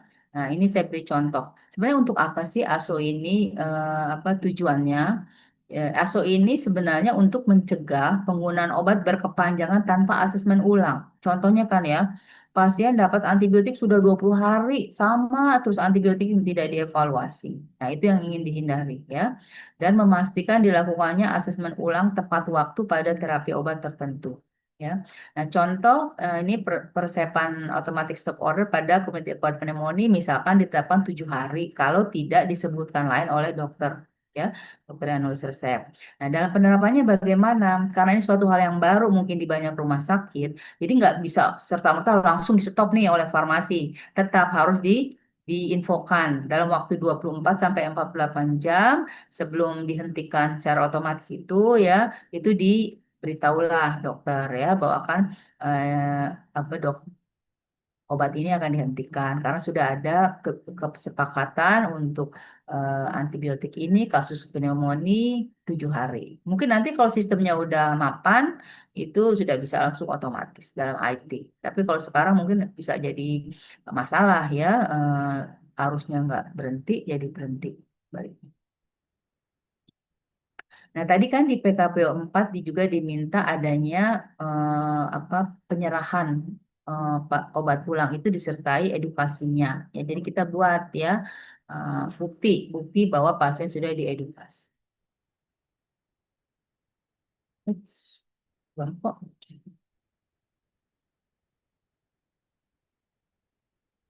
Ya, yang kelima itu tentang penyiapan ya PKPO 5. Nah, ada dua PKPO 5 dan PKPO 5.1. Di PKPO 5 diminta rumah sakit menetapkan dan menerapkan regulasi dispensing sediaan farmasi atau bahan medis yang dipakai sesuai standar profesi dan peraturan perundang-undangan. Nah, jadi di standar PKPO 5 ini bukan hanya sediaan steril ya, tapi juga sediaan non steril yang dimaksud dispensing non steril. Ada paling banyak ini elemen penilaiannya ada 7 ya. Yang pertama, rumah sakit telah memiliki sistem distribusi dan dispensing yang sama atau seragam diterapkan di rumah sakit sesuai peraturan perundang-undangan. Dalam arti kalau rawat inap akan menggunakan sistem apa, sistem distribusinya apa, ya, atau sistem dispensingnya apa. Kalau rawat jalan apa, yaitu harus ditetapkan oleh rumah sakit secara seragam. Kemudian yang BCD itu terkait dengan staf yang melakukan dispensing ya. Yang B itu staf yang melakukan dispensing dan obat non steril kompeten. Ya, jadi tidak hanya bicara sediaan steril tapi sediaan obat non steril juga kompeten. Nah, apa nanti bukti pemenuhan persyaratan ini? Kita lihat RKK-nya kan kalau di kredensial dikeluarkan oleh SPK surat penugasan klinis itu menunjukkan si petugas itu sudah kompeten ya. Staf yang melakukan dispensing sediaan obat steril non sitostatika terlatih. Bedanya ya dengan B ya, C dan D itu ini karena sediaan steril ya, itu harus ada bukti nanti di apanya itu bukti pemenuhannya itu eh, harus ada sertifikat pelatihan. Nah, juga mungkin karena di sini yang hadir juga ada para surveyor kan ya. Surveyor juga harus teliti melihat sertifikatnya. Kadang rumah sakit itu mengirim petugas itu bukan pelatihan sebenarnya, seminar 1/2 hari, 2 hari yang tidak sesuai standar untuk pelatihan melakukan dispensing dan obat steril.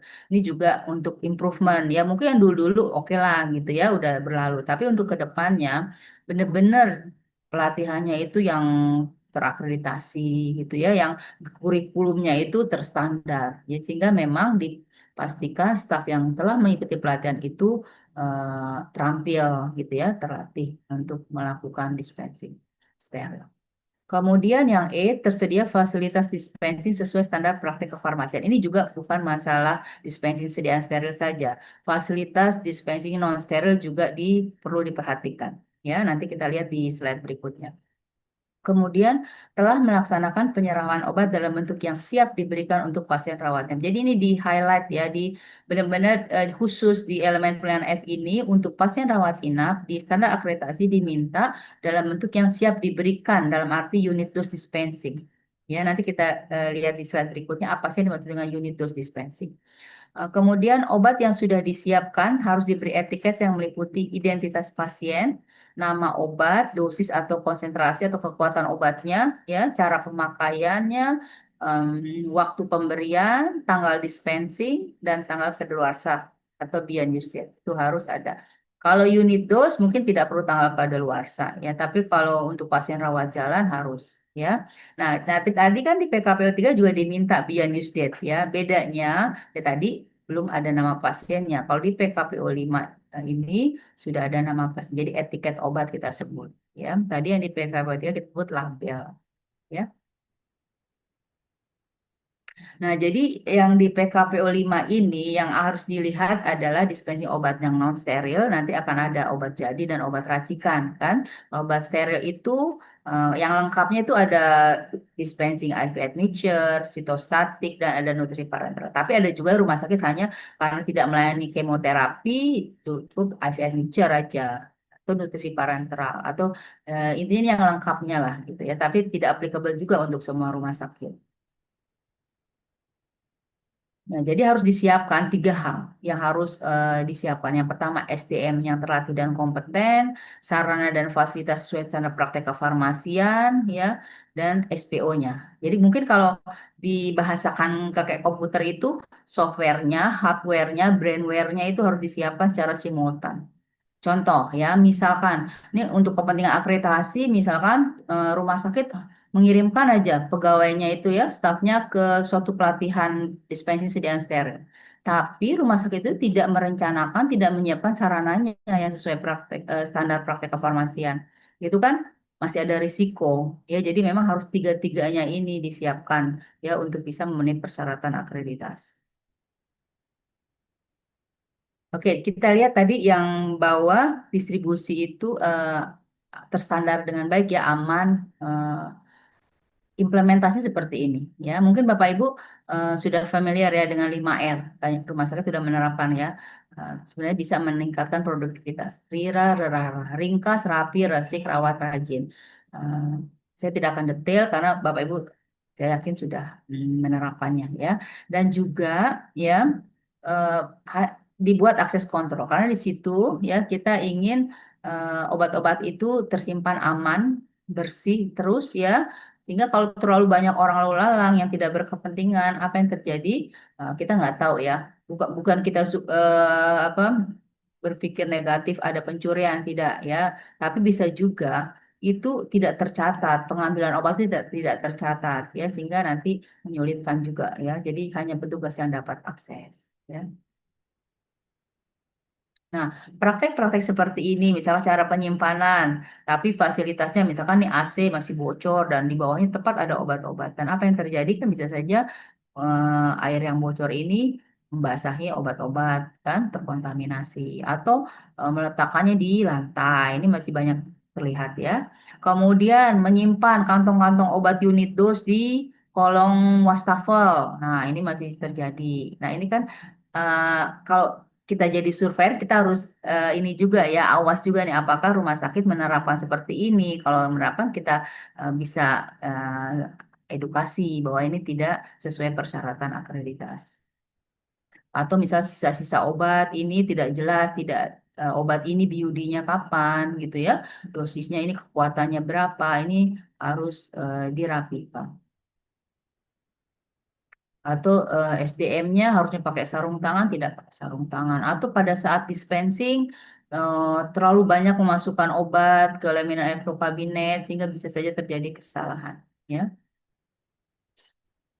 Implementasi 5R dimulai dari staf berseragam bersih dan rapi, ruangan bersih, bebas dari debu dengan sistem colek. Biasanya jaringnya colek permukaan. Kalau masih tertempel debu di jari kita berarti belum bebas debu, ya, bebas dari debu di peralatan, di perlengkapan peracikan, ya, di timbangan-timbangan itu perhatikan. Bukan hanya di ICU aja di ruang perawatan yang harus bebas dari debu di eh, dispensing obat juga kita pastikan. Bukan hanya yang steril ya, non steril juga ya. Pastikan ruangan peracikan atau dispensing obat itu bebas debu, bebas dari debu.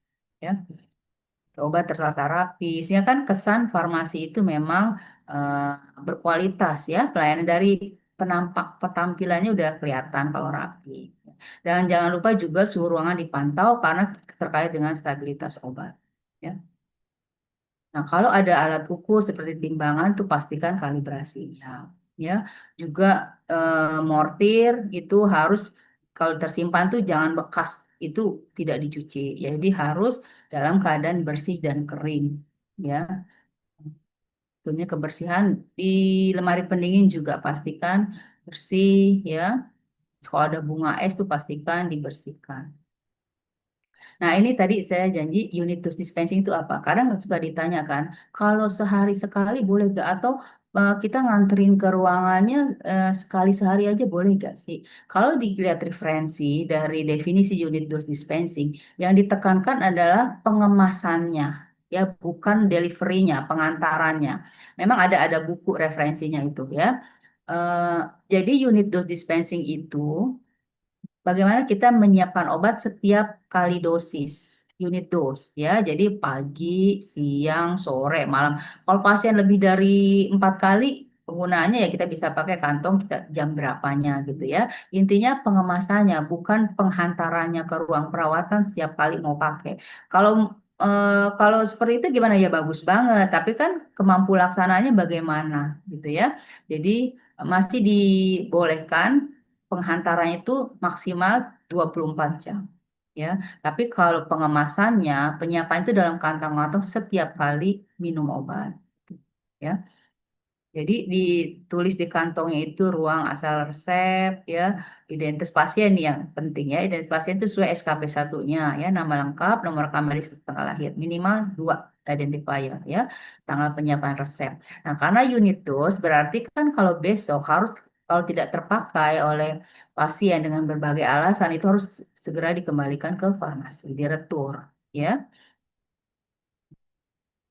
Oke, sekarang ke PKPU 5.1 ini kaitannya dengan dua kegiatan tadi yang krusial ya. Rumah sakit menetapkan dan menerapkan regulasi pengkajian resep dan telah obat sesuai peraturan perundang-undangan dan standar praktek profesi. Jadi ada dua, yang pertama telah melaksanakan pengkajian resep yang dilakukan oleh staf yang kompeten dan berwenang dikaitkan dengan RKK-nya dan SPK-nya ya, serta didukung tersedianya informasi klinis pasien yang memadai. Nanti alasannya kenapa harus ada informasi klinis yang memadai. Kemudian telah memiliki proses telah obat sebelum diserahkan. Tadi mungkin Bapak Ibu ingat ya, kalau pengkajian resep dilakukan sebelum obat didispense. Kalau telah obat dilakukannya sebelum obat diserahkan. Ya, diserah terimakan entah itu ke perawat atau ke pasien kalau rawat jalan ya. Jadi ada dua hal yang krusial tadi ya. Nah, pengkajian resep itu kalau kita lihat di panduan dari Kemenkes ada 3 aspek ya yang perlu dicek ya. Aspek administratif, aspek farmaseutik, aspek klinisnya. Misalkan banyak sekali resep, nggak mampu laksana nih apoteker. Oke, aspek administratif, aspek farmaseutik dilakukan oleh tenaga vokasi farmasi. Tapi aspek klinis, TTK itu tidak kompeten ya, pada saat sekolahnya dulu tidak diajarkan secara farmakologisnya kurang memadai untuk bisa aspek klinis. Bahkan apoteker pun karena perkembangan obat yang pesat ya, pengobatan yang pesat itu apoteker juga harus update ilmu ya untuk bisa mengkaji aspek klinisnya. Jadi ini saya tidak akan detail, nanti Bapak Ibu bisa baca sendiri ya. Aspek administrasi itu meliputi apa saja, farmaseutik apa saja, dan aspek klinis apa. Tadi di standar itu kan kalau untuk bisa mengkaji aspek klinis secara baik, ya, apakah dosisnya sesuai, itu harus ada informasi klinis yang memadai. Jadi harus punya akses ke rekam medis, termasuk hasil lab, ya, hasil penunjang lainnya, supaya kita bisa mengkaitkannya dengan kerasionalan persepan. Ya, misalkan ternyata fungsi ginjalnya pasien udah menurun, tapi kok dosisnya masih normal, harusnya dosisnya disesuaikan seperti itu. Ya, atau pasien ada riwayat alergi gitu ya, atau apalagi pasien ada kontraindikasi, ada komorbid yang tidak boleh diberikan obat ini gitu ya. Jadi perlu informasi klinis yang memadai.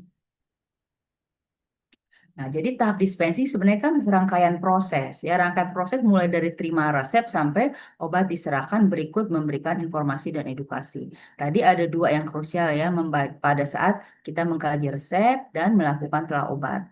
Pada saat mengkaji resep, yang kita bisa identifikasi adanya prescribing error.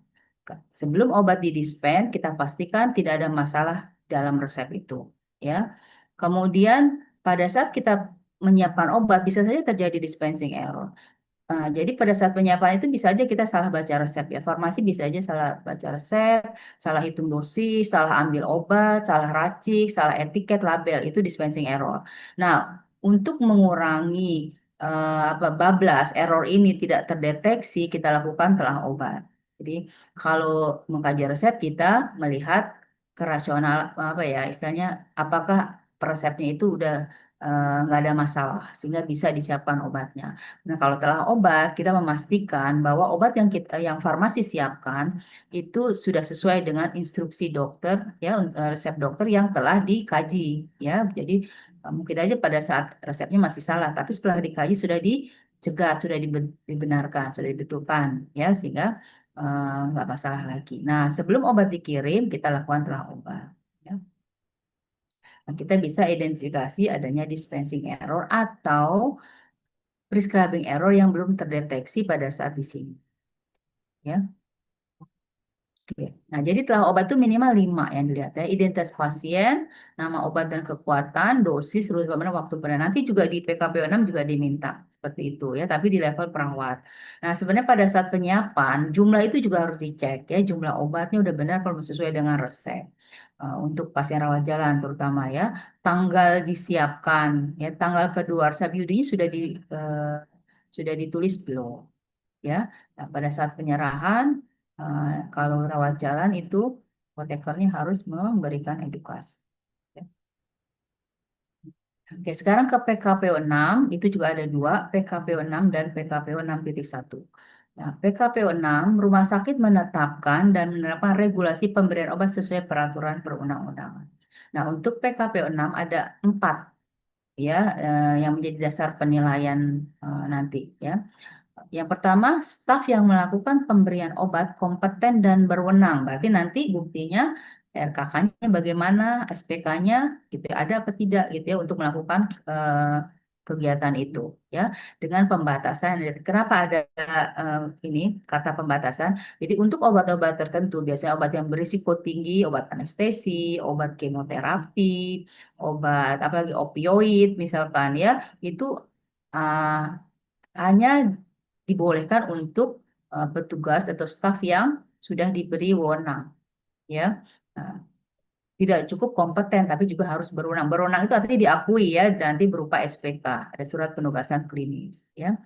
Eh, Kemudian telah dilaksanakan verifikasi sebelum obat diberikan. Tadi kan telah obat oleh farmasi. Kalau ini verifikasi oleh perawat, ya umumnya oleh perawat kan kalau pemberian obat ya. Jadi eh, minimal meliputi 5 tadi ya, identitas pasien, nama obat, dosis, rute, dan waktu pemberian. Untuk obat HL. Tapi ada juga rumah sakit semua obat dilakukan double checking. Ya silakan saja. Tapi akreditasi ya standar akreditasi ini untuk obat Hyler itu wajib ya untuk double checking. Kemudian pasien diberi informasi tentang obat yang akan diberikan. Ya, jadi sebelum obat diberikan, diberikan informasi bahwa akan diberikan obat apa, gitu ya. Ya. Nah, jadi mungkin rumah sakit harus bikin regulasi self administration ya pemberian obat yang aman. Mulai dari pastikan eh, perawat yang melakukan suatu kegiatan pemberian obat, misalkan obat kemoterapi, anestesi yang perlu pembatasan itu sesuai dengan RKK dan SPK-nya, ya. Kemudian pada saat implementasinya dalam sehari-harinya, tentu sebelum memberikan obat ke pasien, cek dulu kan instruksi pengobatan dari dokternya, ya. Siapa tahu ya kemudian apa ada yang terlupa gitu ya. Kemudian mengkaji kondisi klinis pasien. Kenapa? Ya, karena bisa saja dokter udah meresepkan 8 jam yang lalu gitu ya. Tapi pada saat mau diberikan terjadi perubahan kondisi klinis pasien, tanda vitalnya berubah, kemudian data labnya, hasil labnya baru keluar, ternyata ada kritis ya, hasil yang kritis. Nah, itu bisa saja tidak jadi diberikan obat kan. Jadi perawat mengkaji kondisi klinis pasien sesaat sebelum diberikan. Kemudian ada dua memverifikasinya, yaitu yang pertama, memverifikasi kesesuaian obat dari farmasi dengan instruksi pengobatan. Datang dari farmasi obatnya apa? Sesuai nggak dengan yang diminta dokter? Nah, itu dicek. Kemudian memverifikasi kesesuaian obat yang dari farmasi dengan pasien, yaitu dengan gelang pasien. Nah, biasa saja kan yang tidur di tempat tidur pasien itu ternyata keluarganya, pasiennya lagi kamar mandi misalkan. Jadi harus pastikan ya. Kemudian bisa saja perawat itu mesti menyiapkan dulu ya. Eh, ada kan misalkan obat suntik yang bukan IV mixture, misalkan antibiotik dalam bentuk serbuk yang 20 mili itu disiapkan oleh perawat ya di medication room di area medication room itu bukan di bedside ya, tapi ada ruang area tersendiri ya untuk menyiapkan obat dalam proses pemberian obat. Nah, setelah obat diberikan, pasien diobservasi, ya diamati responnya terhadap obat itu. Nah, jadi pada saat memverifikasi kesesuaian obat dari farmasi dengan institusi pengobatan, cek nama obat, kekuatan, bentuk sediaan semua nih, yang 5 macam ini, verifikasi ya. Khusus obat Hyler dilakukan independent double check. Jadi dua petugas yang berbeda yang melakukan pengecekan. Ini kalau dengan gelang pasien ya, cek identitas pasien, juga identitas pasien di etiket obat. Jadi dibandingkan sama atau tidak. Kalau di beberapa rumah sakit mungkin sudah punya barcode scanner ya, bisa memanfaatkan barcode scanner. Juga pada saat akan memberikan informasikan kepada pasien obat yang akan diberikan, akan disuntikan, di mana gitu ya. Itu supaya pasien juga merasa terlibat dalam proses pengobatan. Kemudian observasi reaksi alergi dan efek samping obat. Ini semua akan membuat pemberian obat menjadi aman. Nah, ini saya beri contoh yang masih manual ya. Tadi kan eh, apa di rekam medis di PKP 4 itu harus ada daftar terapi obat sehingga dan ikut serta kemana pasien itu ditransfer gitu ya, kemana dia harus dipindahkan. Jadi contohnya seperti ini. Jadi ada komponen instruksi dokternya ya, instruksi pengobatan dari dokter, dan ada komponen implementasinya oleh perawat. Nah, untuk obat Hyler disiapkan kolom untuk dua petugas yang berbeda gitu ya. Nah, ini mungkin Mungkin itu sebelum pagi satu hari Nah, kemudian PKPU organisasi 6.1 terkait, nah ini ada standar baru ya dibanding yang dulu-dulu gitu. Em, Rumah sakit menetapkan dan menerapkan regulasi penggunaan obat yang dibawa pasien dari luar rumah sakit, satu. Yang kedua, penggunaan obat oleh pasien secara mandiri. Ada dua hal yang berbeda ya. Jadi yang pertama, elemen penilaian yang A ini, rumah sakit telah melakukan penilaian obat atau asesmen ya terhadap obat yang dibawa pasien dari luar rumah sakit untuk kelayakan penggunaannya di rumah sakit. Umumnya kan rumah sakit membolehkan pasien menggunakan obat yang dia bawa, ya. Nah, tapi di standar akreditasi ini harus dilakukan asesmen, asesmen dulu ya, dinilai layak gak untuk bisa digunakan. Tapi ada juga yang rumah sakit tidak membolehkan, walaupun konsekuensinya stoknya harus ada terus berarti kan rumah sakit. Tapi jadi umumnya rumah sakit Indonesia itu membolehkan, nah, tapi secara akreditasi mensyaratkan harus dilakukan penilaian dulu ya. Yang B telah melaksanakan edukasi kepada pasien Polri jika obat akan digunakan secara mandiri. Nah, kalau yang A ini kan obatnya bukan stok rumah sakit ya, tapi dari rumah. Bisa juga sih, bisa aja pasien ini pasien langganan kita rawat dia pasien rawat jalan, cuman dia harus dirawat inap tapi obatnya dari kita juga bisa juga itu ya.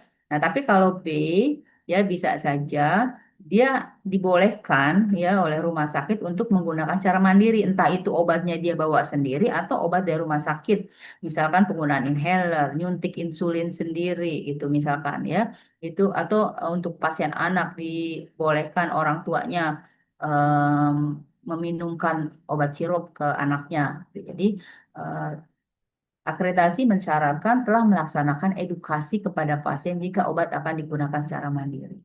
Ya, kemudian yang C telah memantau pelaksanaan penggunaan obat secara mandiri sesuai edukasi. Sudah diedukasi kan dibolehkan kan pasien atau keluarganya menggunakan obat secara mandiri, itu perlu dipantau apakah sudah sesuai dengan yang diedukasikan. Gitu, ya. Nah, jadi seperti ini langkah-langkah asesmennya ya. Dilihat dulu ada risiko nggak? Kita nggak tahu kan penyimpanannya bagaimana ya, dia dapat sumbernya dari mana, itu kita harus cek dulu ya, ED-nya sudah lewat atau belum, mutunya kita mungkin secara visual ya, organoleptis nggak bisa kadarnya berapa, nggak mungkin ya, jadi mutu secara organoleptis atau visual. Terus indikasinya masih ada nggak, ini kita ketahui pada saat rekonsiliasi obat sudah harus di stop atau enggak obat ini ya, masih ada indikasi atau tidak, ya. Kalau tidak ada masalah, kita kan nilai ya kelayakan penggunaannya, kita cek sumber obatnya jelas atau tidak, ya, cek mutu obat secara hasil evaluasi obat, ya. Kemudian informasikan ke PPA. PPA itu profesional pemberi asuhan. Jadi staf klinis yang memberikan pelayanan langsung ke pasien, yaitu dokter ya, DPJP, dokter terkait, perawat, terus staf farmasi dalam hal ini apoteker, ya. Dan perlu juga hasil dari asesmen ini hasilnya seperti apa itu diinformasikan, diedukasikan ke pasien dan keluarga sehingga juga terinformasi, ya. Nah, yang kedua tadi penggunaan obat secara mandiri ya. Sebenarnya ada positifnya ya kita membiarkan pasien, kita membolehkan pasien menggunakan obat secara mandiri. Untuk apa? Untuk memberdayakan pasien dalam menggunakan obat. Ya, kemudian meningkatkan pengetahuan dan pemahaman pasien tentang obatnya. Ya, karena kita edukasi kan nanti meningkatkan kepatuhan karena dia paham ya bagaimana penggunaan obatnya untuk apa ya. Kemudian menyiapkan pasien keluarga atau caregiver sebelum pulang dari rumah sakit ya. Nah, ini akan memantapkan support system setelah pasien pulang dari rumah sakit. Keluarganya tahu, pasien tahu ya bagaimana cara menggunakan obat secara mandiri. Tapi perlu diketahui juga prinsip dari kita membolehkan atau tidak nih pasien menggunakan obat secara mandiri. Prinsipnya adalah sebenarnya pemberian obat pasien rawat inap itu menjadi tanggung jawab rumah sakit. Sehingga nanti harus dipastikan pasien bersedia atau tidak gitu ya. Kalau tidak bersedia ya berarti pemberian obatnya tetap oleh staf rumah sakit, namanya perawat gitu ya. Nah, jadi pemberian obat yang dilakukan oleh pasien sendiri, keluarga atau caregiver harus dilakukan asesmen risiko terlebih dahulu untuk menentukan kelayakannya atau kemampu laksanaannya. Nah, sebenarnya ini untuk patient safety ya.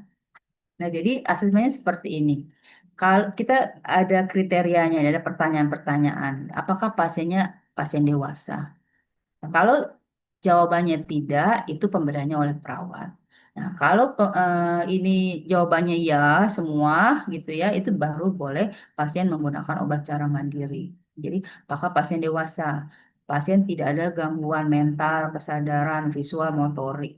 Pasien sudah biasa menggunakan obat cara mandiri. Pasien bersedia. Nah, ini penting nih di bold ya, pasien bersedia. Walaupun ini oke, tiga hal ini oke, tapi pasien tidak bersedia, rumah sakit juga tidak boleh memaksa ya pasien itu mandiri. Ya, jadi pemberian obat oleh perawat kalau pasien tidak bersedia. Nah, kalau pasien akan menggunakan obat secara mandiri, obat yang tersedia itu bisa diletakkan di meja laci dekat pasien untuk kemudahan. Ya, tentunya lakukan dulu edukasi cara penggunaan obatnya. Ya, edukasi tentang apa yang harus dilakukan pasien jika terjadi atau terlupa dosis. Ya, itu perlu diedukasi mengalami efek samping. Nah, profesional pemberi asuhan memonitor kemungkinan adanya perubahan kemampuan pasien menggunakan obat secara mandiri. Ya, mungkin saja kemarin dia bisa sehat, motoriknya bagus, tapi hari ini dia kesadarannya menurun atau dia lemas gitu ya. Nah, itu kan mungkin saja terjadi sehingga nanti pemberian obat harus di take over oleh perawat gitu ya. Jadi kira-kira seperti itu standar yang dia minta ya. Oke, terakhir mengenai PKPU 7, mengenai pemantauan, yang ada dua juga, PKPU 7 dan PKPU 7.1. Yang PKPU 7, rumah sakit menerapkan pemantauan terapi obat secara kolaboratif. Jadi sebenarnya ya, yang diminta di PKPU 7 itu bukan hanya apoteker melakukan pemantauan terapi obat, kan umumnya yang di ini kan apoteker ya. Sebenarnya semua karena yang diharapkan pemantauan terapi obat secara kolaboratif ya. Walaupun apoteker juga memang harus lebih diaktifkan lagi ya mengenai pemantauan terapi obat ini. Tapi yang diminta sebenarnya secara kolaboratif. Jadi ya PJP-nya ya, dokternya, ya perawatnya ya, apotekernya. Karena sebenarnya dalam terapi obat itu irisannya ada di obat, itu profesinya ada tiga ya. Ada dokter, ada perawat, ada apoteker. Nah, itulah tiga profesi ini berkolaborasi dalam melakukan pemantauan terapi obat. Nah, selain memantau efektivitas obat, yang B juga diminta pemantauan dan pelaporan efek samping obat. Nah, dan tidak berhenti di pelaporan, tapi laporan itu kan dikumpulkan mungkin dalam setahun ya dianalisis laporan itu tujuannya untuk meningkatkan keamanan penggunaan obat. Ini bisa dikaitkan pada saat rapat Komite Farmasi Terapi ya. Sering ada laporan efek samping obat yang membahayakan. Bisa saja obat itu ada restriksinya nanti ya, hanya obat pasien-pasien seperti apa, atau bahkan bisa juga dikeluarkan dari formularium rumah sakit. Nah, ini tata laksananya ada di Permenkes ya, ada di Juknis juga, tata laksana pemantauan terapi obat. Nah, untuk efek samping obat, Badan POM sudah membuka akses secara elektronik ya, EMESO. Ini juga untuk kepentingan regulasi Badan POM ya, kalau ada laporan ya. Industri farmasi juga berkepentingan ya, mereka juga kan istilahnya sekarang farmakovigilan. Farmakovigilan ini industri farmasi wajib hukumnya. Dia harus memantau ya, namanya post marketing surveillance ya, farmakovigilan. Dia harus memantau pasien-pasien yang menggunakan obatnya itu bagaimana, ya, dibantu oleh klinisi di lapangan. Nah, PKPO 7.1, rumah sakit menetapkan dan menerapkan proses pelaporan serta tindak lanjut terhadap kesalahan obat atau medication error dan berupaya menurunkan kejadiannya. Disinilah pentingnya, tadi kan nggak mungkin medication error itu nol, ya. Nah, jadi tujuan dari PKPO 7.1 ini bagaimana rumah sakit ini upayanya untuk menurunkan kejadian medication error. Ya, jangan sampai kita menggunakan medication itu yang bablas ke pasien, apalagi yang sentinel event. Ya. Ada 4 yang diminta. Yang pertama, rumah sakit telah memiliki regulasi tentang medication safety. Ya kan, yang adanya medication error, kita ingin mengubahnya menjadi medication safety. Rumah sakit harus punya regulasinya. Ya, regulasi nggak mesti dalam suatu buku ya, nggak mesti. Tapi kita lihat SPO ini sudah mengarah ke, misalkan tadi safe administration, rumah sakit itu punya SPO tentang pemberian obat. Kita lihat rincian tahapan SPO-nya itu sudah aman untuk pemberian obatnya itu, pemberian obat yang aman. Nah, itu berarti rumah sakit itu telah memiliki regulasi tentang pemberian obat ya, em, yang aman. Kalau persepannya bagaimana, dispensingnya bagaimana? Ada juga rumah sakit yang menyatukan ya, mulai dari seleksi sampai pemantauan terapi obat dibikin dalam satu SK ya. Malah lebih enak ya bagi surveyor untuk melihat apakah rumah sakit itu punya regulasi tentang medication safety. Tapi kalau rumah sakit nggak punya ya jangan, mungkin surveyor harus bijak ya, jangan oh langsung nggak punya nih gitu ya. Dan sebenarnya mereka SPO-nya udah punya ya. Rumah sakit menerapkan sistem pelaporan kesalahan obat yang menjamin laporan akurat dan tepat waktu yang merupakan bagian program peningkatan mutu dan keselamatan pasien. Jadi kan tujuan dari standar ini bukan hanya ngumpul-ngumpulin laporan kesalahan obat kan, apalagi untuk nyalah-nyalahkan ya. Tujuannya kan untuk improvement ya, memperbaiki supaya proses penggunaan obat itu lebih aman lagi. Jadi kan dimulai dari data, dari laporan yang ada itu seperti apa kesalahan obat. Sehingga memang harus dibikin prosesnya yang akurat dan tepat waktu. Kita tahu medication error itu ada level-levelnya kan, ada yang namanya KPC, KPC sebenarnya error belum terjadi tapi berpotensi untuk terjadi. Ya. KNC belum terpapar ke pasien, ada KTC sudah terpapar tapi pasien nggak apa-apa, KTD pasien perlu intervensi akibat medication error. Sentinel event ada kecacatan permanen, pasien sampai meninggal gitu ya. Nah, itu kan beda-beda ya. Jadi memang dibuat prosedurnya. Laporan itu tepat waktu. Jadi harus kapan dibuat laporan sejak insiden itu terjadi gitu ya.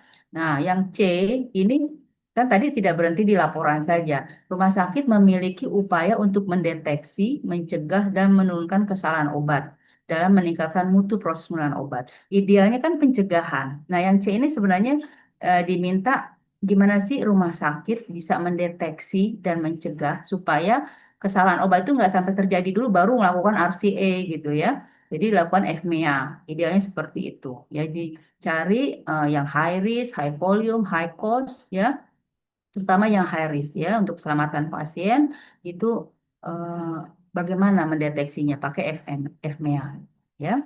Yang terakhir, seluruh staf rumah sakit dilatih terkait kesalahan obat medicine. Dalam hal ini nggak seluruh sampai apa ya outsourcing dilatih nggak, tapi yang terkait dengan proses penggunaan obat, terutama yaitu profesi dokter, perawat dan apoteker atau farmasi ya, tenaga vokasi juga ya. Nah, saya ambil dari SMP-nya nggak eksplisit ada di standar, tapi ini juga bisa memandu rumah sakit bagaimana sih strategi pengurangan risiko. Ya, sebenarnya risiko tidak hanya medication error. Nah, ini ISMP mungkin lebihnya ke fokusnya ke medication, ya, tapi bisa juga applicable dengan yang lain. Nah, ini ada berbagai upaya, mulai dari yang efektivitasnya rendah sampai yang efektivitasnya tinggi, yang powernya tinggi, ya. Nah, apa upayanya? Pertama, upayanya hanya menegur ya supaya hati-hati, waspada ya. Kemudian lanjut lagi memberikan edukasi dan informasi. Lebih bagus lagi upayanya membuat aturan kebijakan. Lebih bagus lagi adanya reminder checklist lebih detail. Adanya redundancy seperti independent double check tuh masuk redundancy, upaya redundancy. Ya, kenapa dua kali? Untuk apa dua kali kan? Sebenarnya buang-buang waktu enggak. Untuk high alert itu harus supaya nama juga kan manusia kan, human error, to err is human, sehingga harus dilakukan oleh dua orang yang berbeda.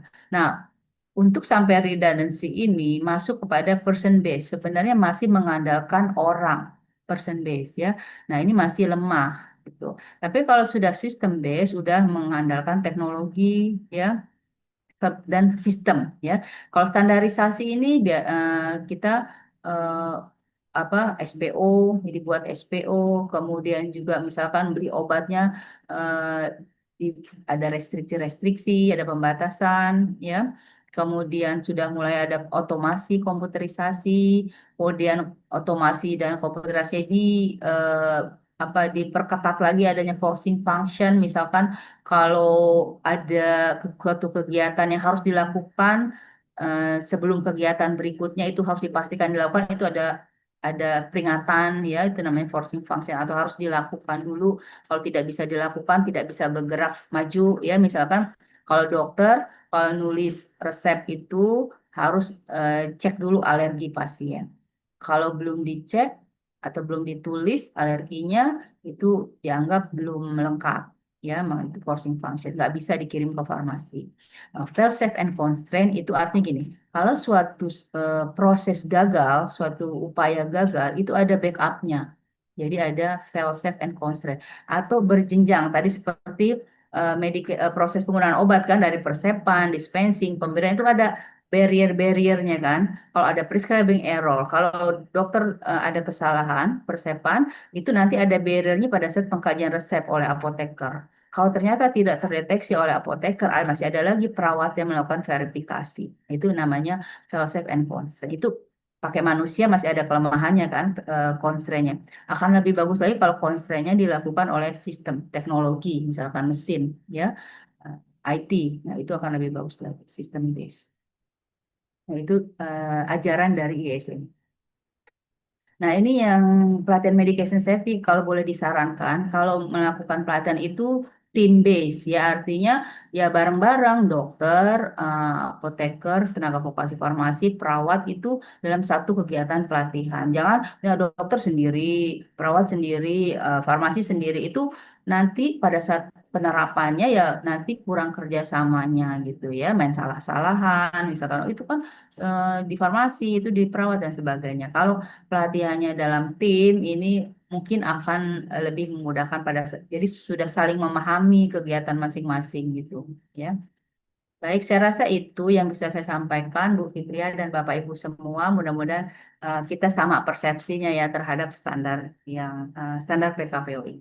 Baik, saya kembalikan ke Bu Fitria. Terima kasih. Assalamualaikum warahmatullahi wabarakatuh. Waalaikumsalam warahmatullahi wabarakatuh. Terima kasih Bu Yulia ya atas materi yang sore ini luar biasa ya. Semoga Bapak Ibu masih tetap semangat menyimak ya. Oh ya, banyak yang ngasih reaksi nih. Ya, baik. Semoga masih bisa ya kami buka sesi diskusi yang raise hand ya. Ibu ya, izin kami beri kesempatan dulu kepada yang raise hand. Ada Ibu Hafilah ya. Ibu Hafilah Hafilah Sintia Hardivianti. Silahkan Bu. Ibu Hafilah masih menyimak. Hafilah Sintia Harvidianti. Atau dari RSMB. Dari RSMB silahkan. Silakan Bapak atau Ibu dari RSMB.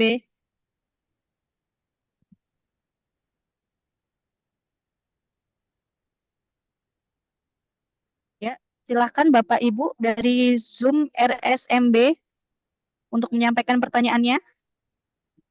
Sore Ibu. Selamat Ya, sore, apakah Ya, suara saya silakan. silakan. terdengar Ibu? Ya, sudah. Bu Selamat Cynthia. sore. Ya, silakan Bu Cynthia. Iya, iya.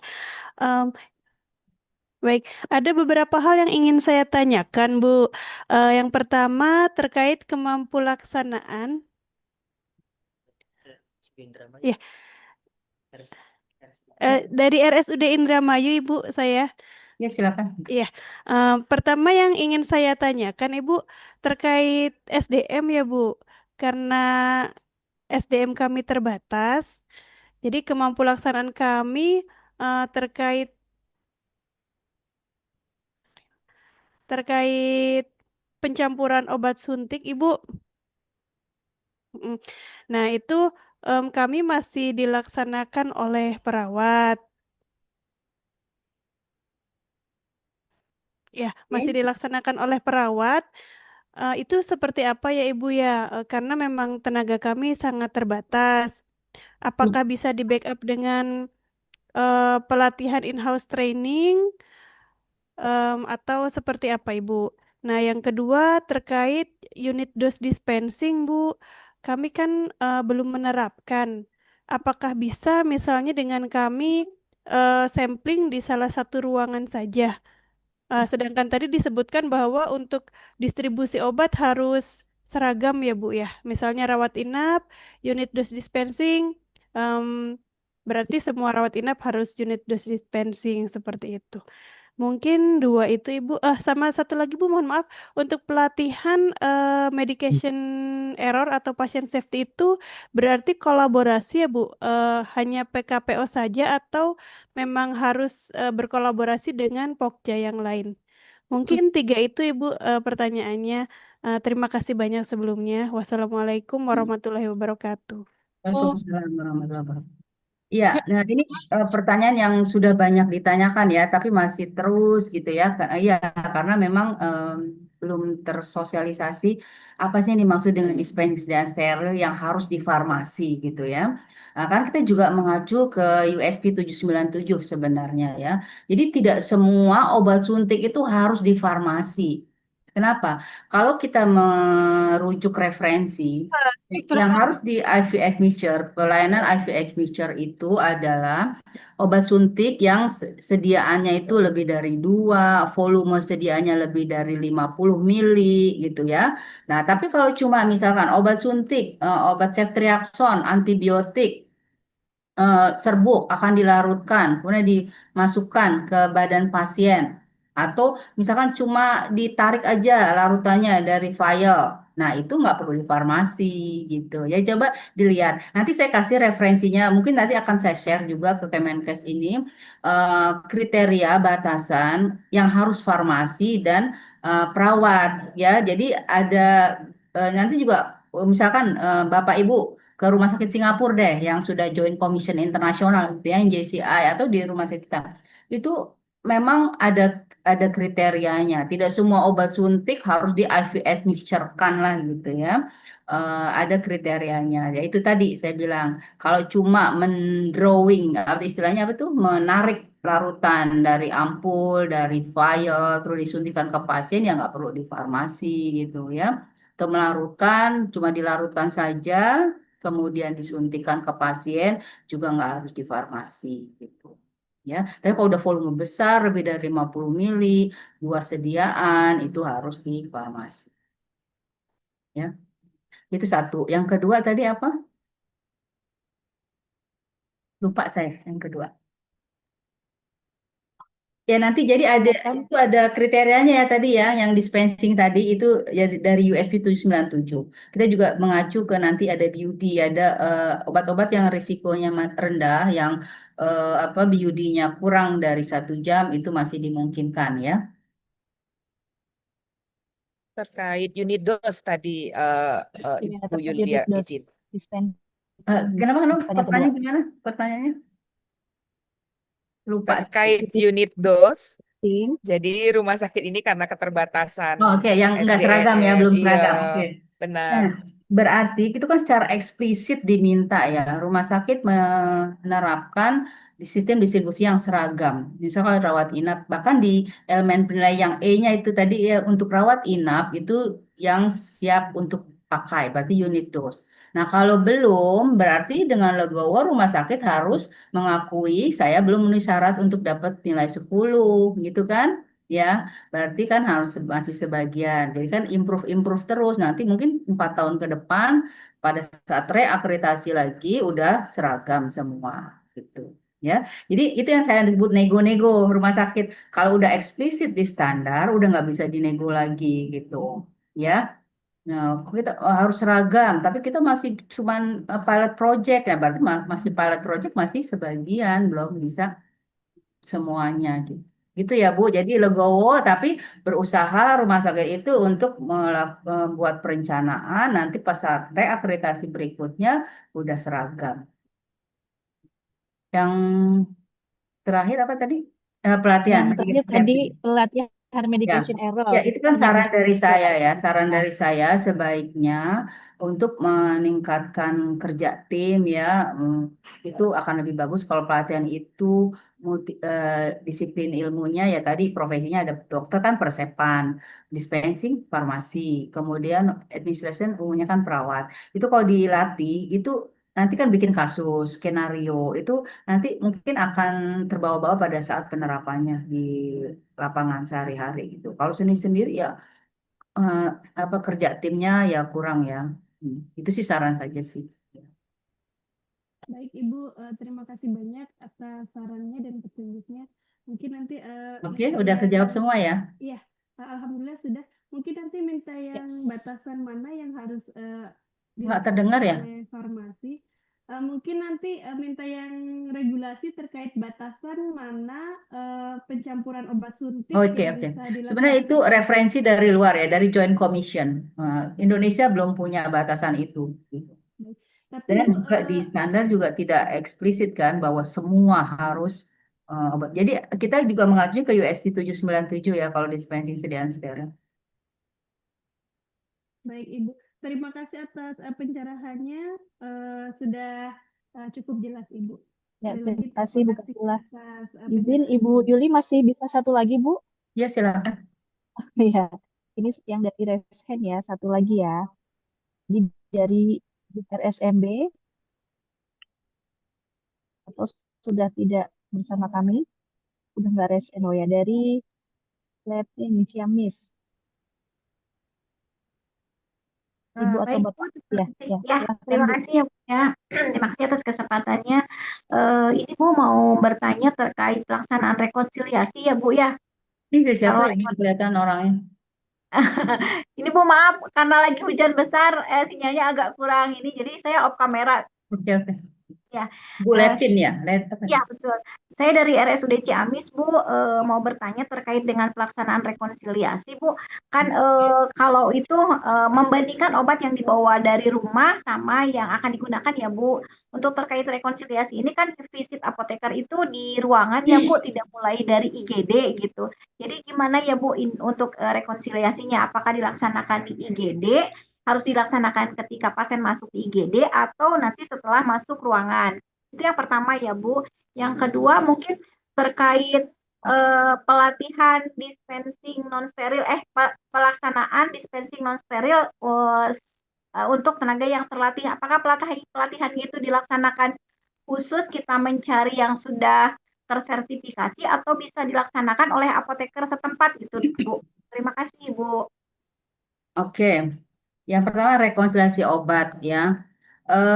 Sebenarnya tadi Ibu bilang obat yang dibawa dari pasien belum tentu. Rekon itu kita tidak melihat pasien bawa obat atau tidak. Kalau pasien bawa obat atau tidak itu adanya di PKPO 6 nanti dilihatnya. Pasien bawa obat sendiri dari rumah gitu ya. Tapi kalau di PKPO 4 itu proses rekonnya kita membandingkan walaupun pasien nggak bawa obat, tapi pasien mengaku ya dia minum obat rutinnya apa, itu kita catat. Makanya kan kalau rekonstruksi obat saat admisi didahului dengan wawancara atau penelusuran riwayat penggunaan obat sebelum admisi. Nah, batas waktunya kalau standar WHO ya kita WHO juga bikin panduannya ya untuk rekonsiliasi obat. FIP juga ya, organisasi farmasi dunia itu International Pharmaceutical Federation bikin buku juga toolkit ya tentang rekonsiliasi obat. Jadi batas waktunya adalah 1 kali 24 jam saat pasien dinyatakan rawat inap.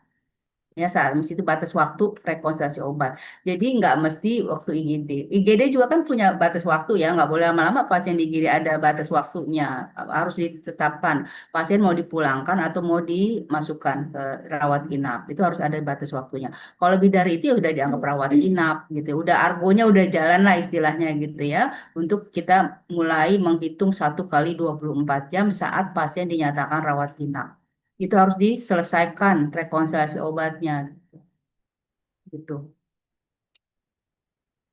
Iya Nah, Bu, terima kasih. Yang yang kedua, kedua. Nah, jadi bicara tentang non steril ya, pelatihan non steril. Sebenarnya di standar itu di EP-nya nggak diminta terlatih ya, hanya kompeten. Nanti dibuktikan di RKK SPK-nya dari rumah sakit itu dia boleh melakukan dispensing non steril. oh, oh iya Bu, berarti cuma bisa dilihat dari RKK saja ya Bu ya?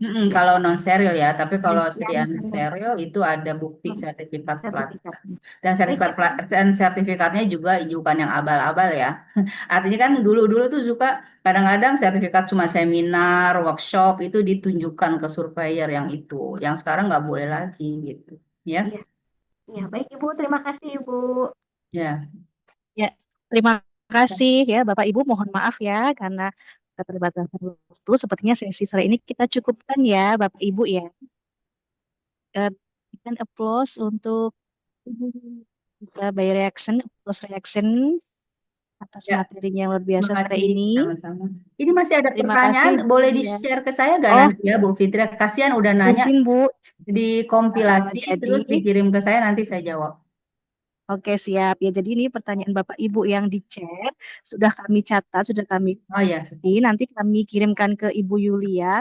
Kemudian nanti jawabannya kami taruh di link dari narasumber ya Bapak Ibu ya, seperti yang materi pertanyaan sebelumnya. Ya, baik, terima kasih kasih Ibu Ibu Yulia. Fitria. Sama-sama. Makasih Ya, Ibu Evi juga. Ya, ya.